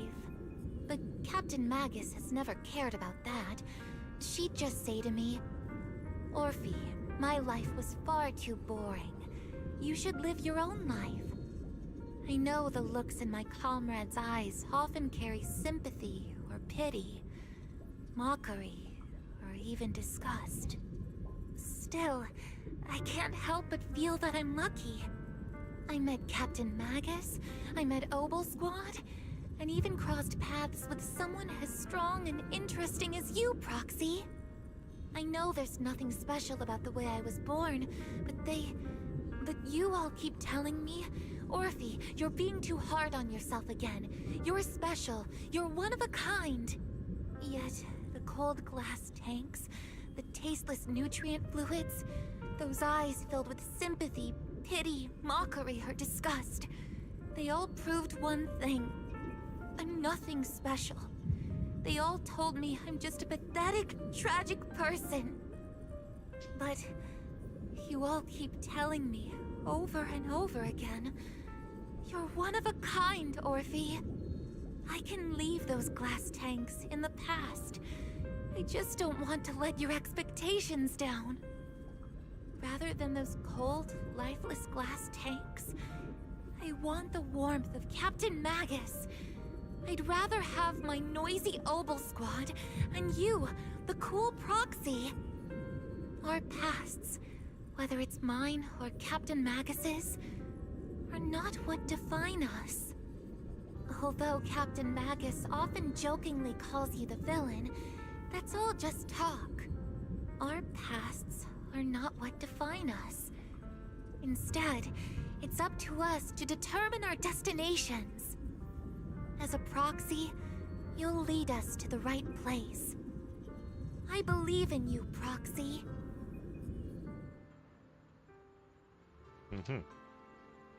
Well, that is deep, and Magus is really awake, I guess. Well, so I guess Orphe is technically Magus, but not exactly Magus. Okay, that's interesting. Kind of.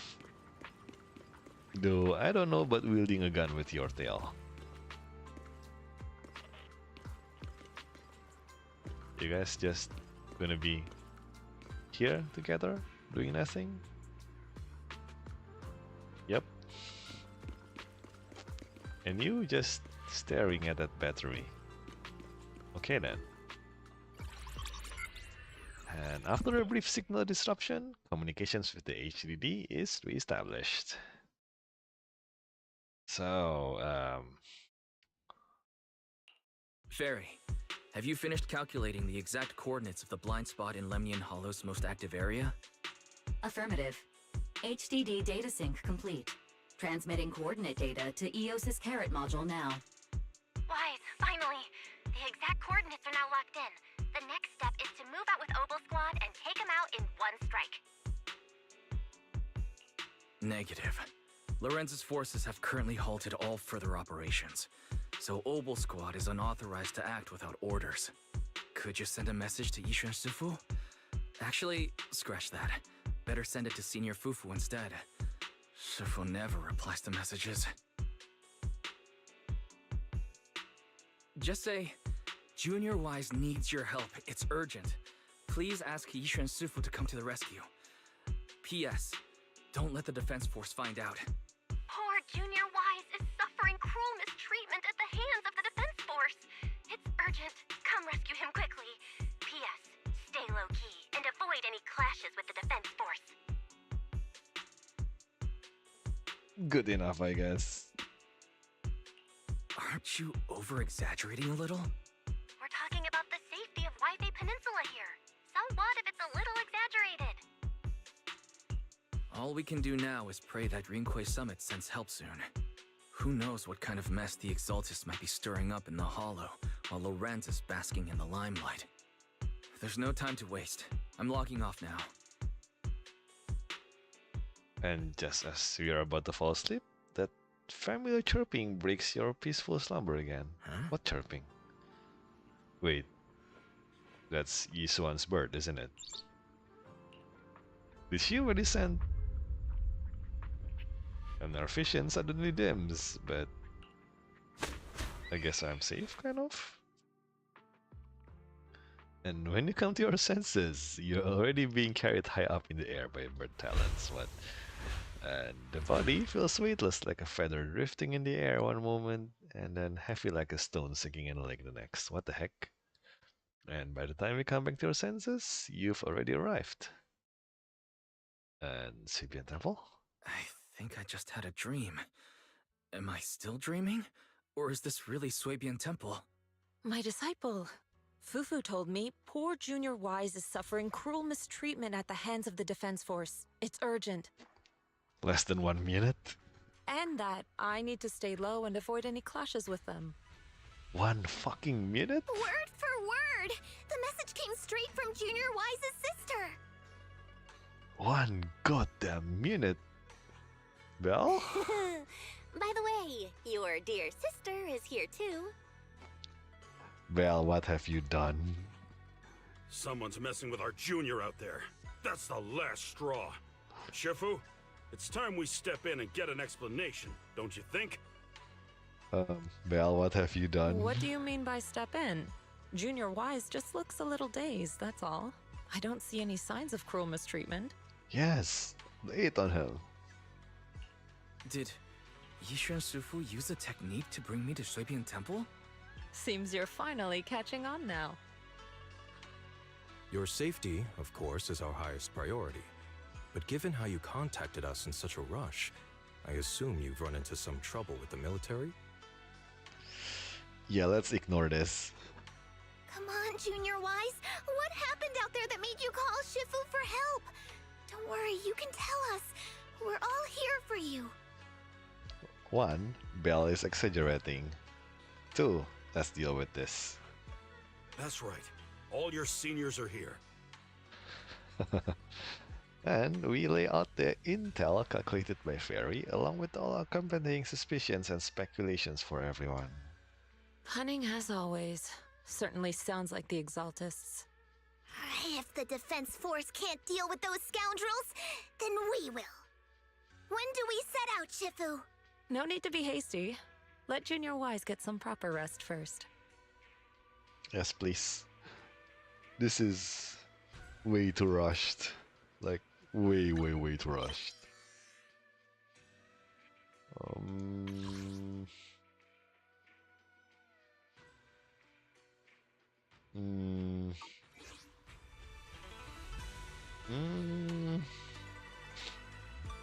Yeah, so we are kind of back all of a sudden. You know what? I think this is a good spot to stop for the day, especially since now that we can... I guess the map is not there, and can I still...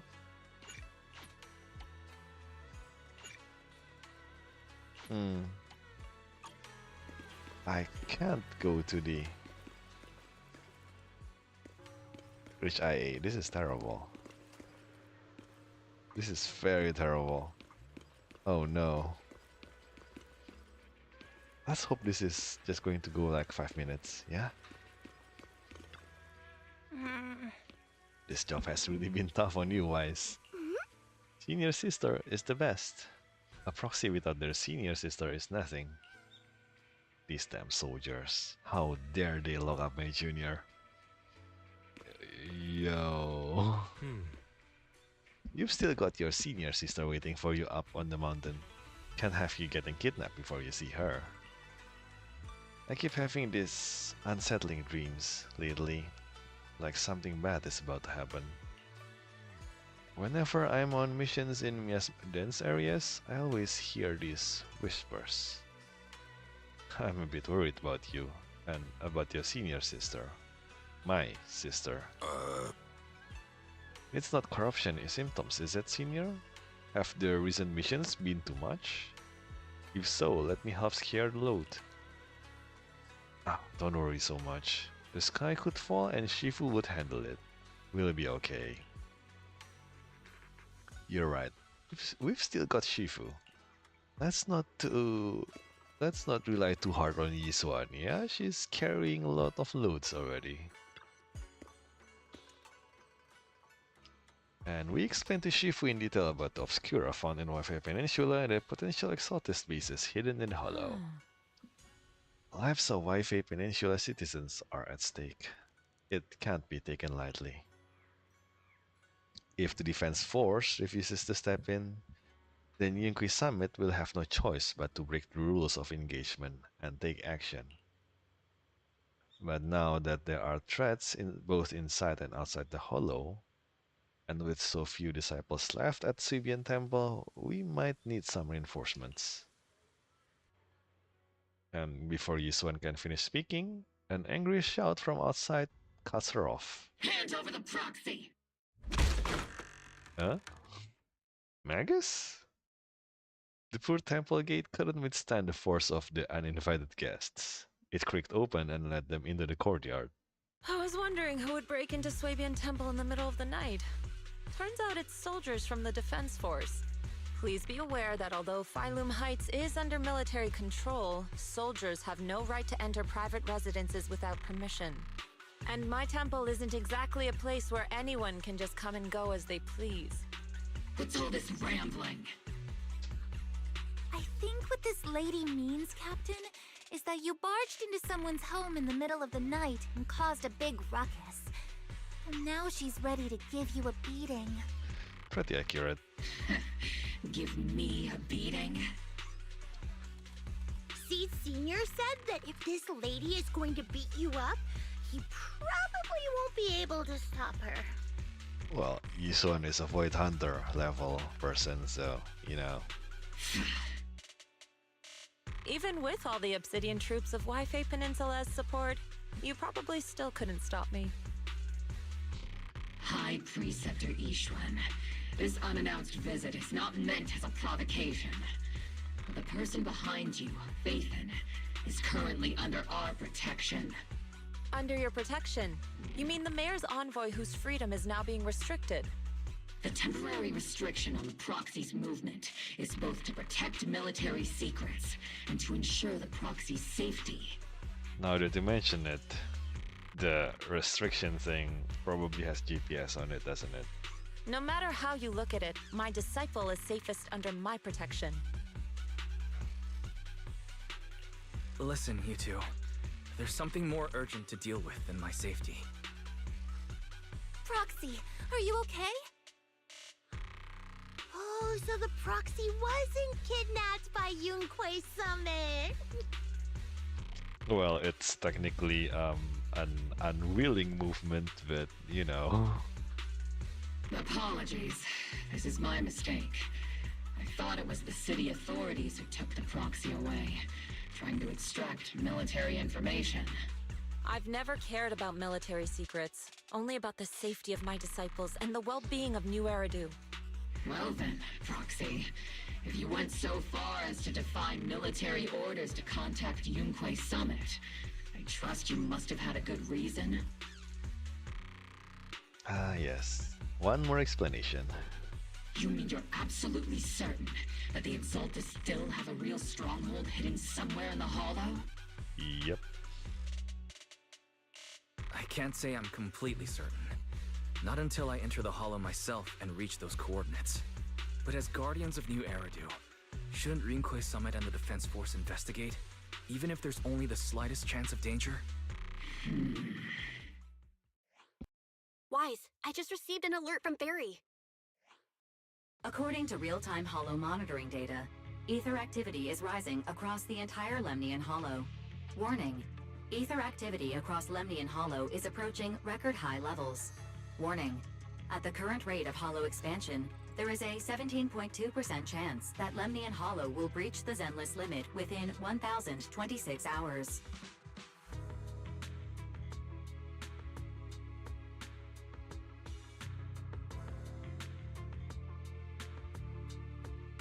What's that voice assistant rambling about this time?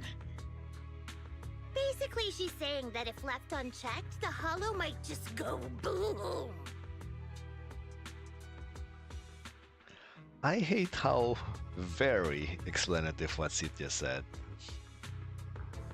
Ah, yes. The Exaltus in charge of miasma research mentioned experiments on large-scale miasma activation. I suspect they're preparing for what they call the final sacrifice. Based on the intelligence and mission results we've seen, the Exaltus control most of the miasma-rich areas in Lemnian Hollow. They've also mastered the technology to manipulate the unique ether. The current rise in ether activity throughout the Hollow is probably connected to the Exaltist's operations. If your theory is true, then this currently undiscovered Exaltus base will likely become the central hub for their final sacrifice. Exactly. But if we can take out their hidden base, the sacrifice ritual won't happen, and the Hollow's rising activity will be back under control. How do you manage to sigh with a mechanical throat like that? Although I tried to ignore some of the seemingly fabricated technical terms, you still managed to lose me.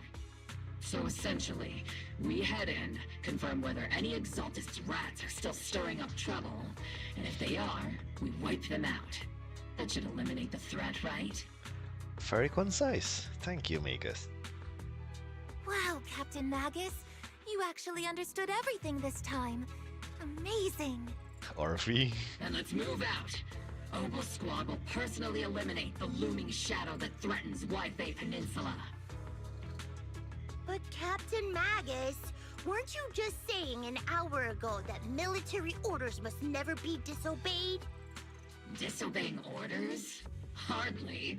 We were chasing after Phaethon, who fled all the way into the Hollow with classified military intel. Oh. Captain Magus, your enthusiasm is truly moving.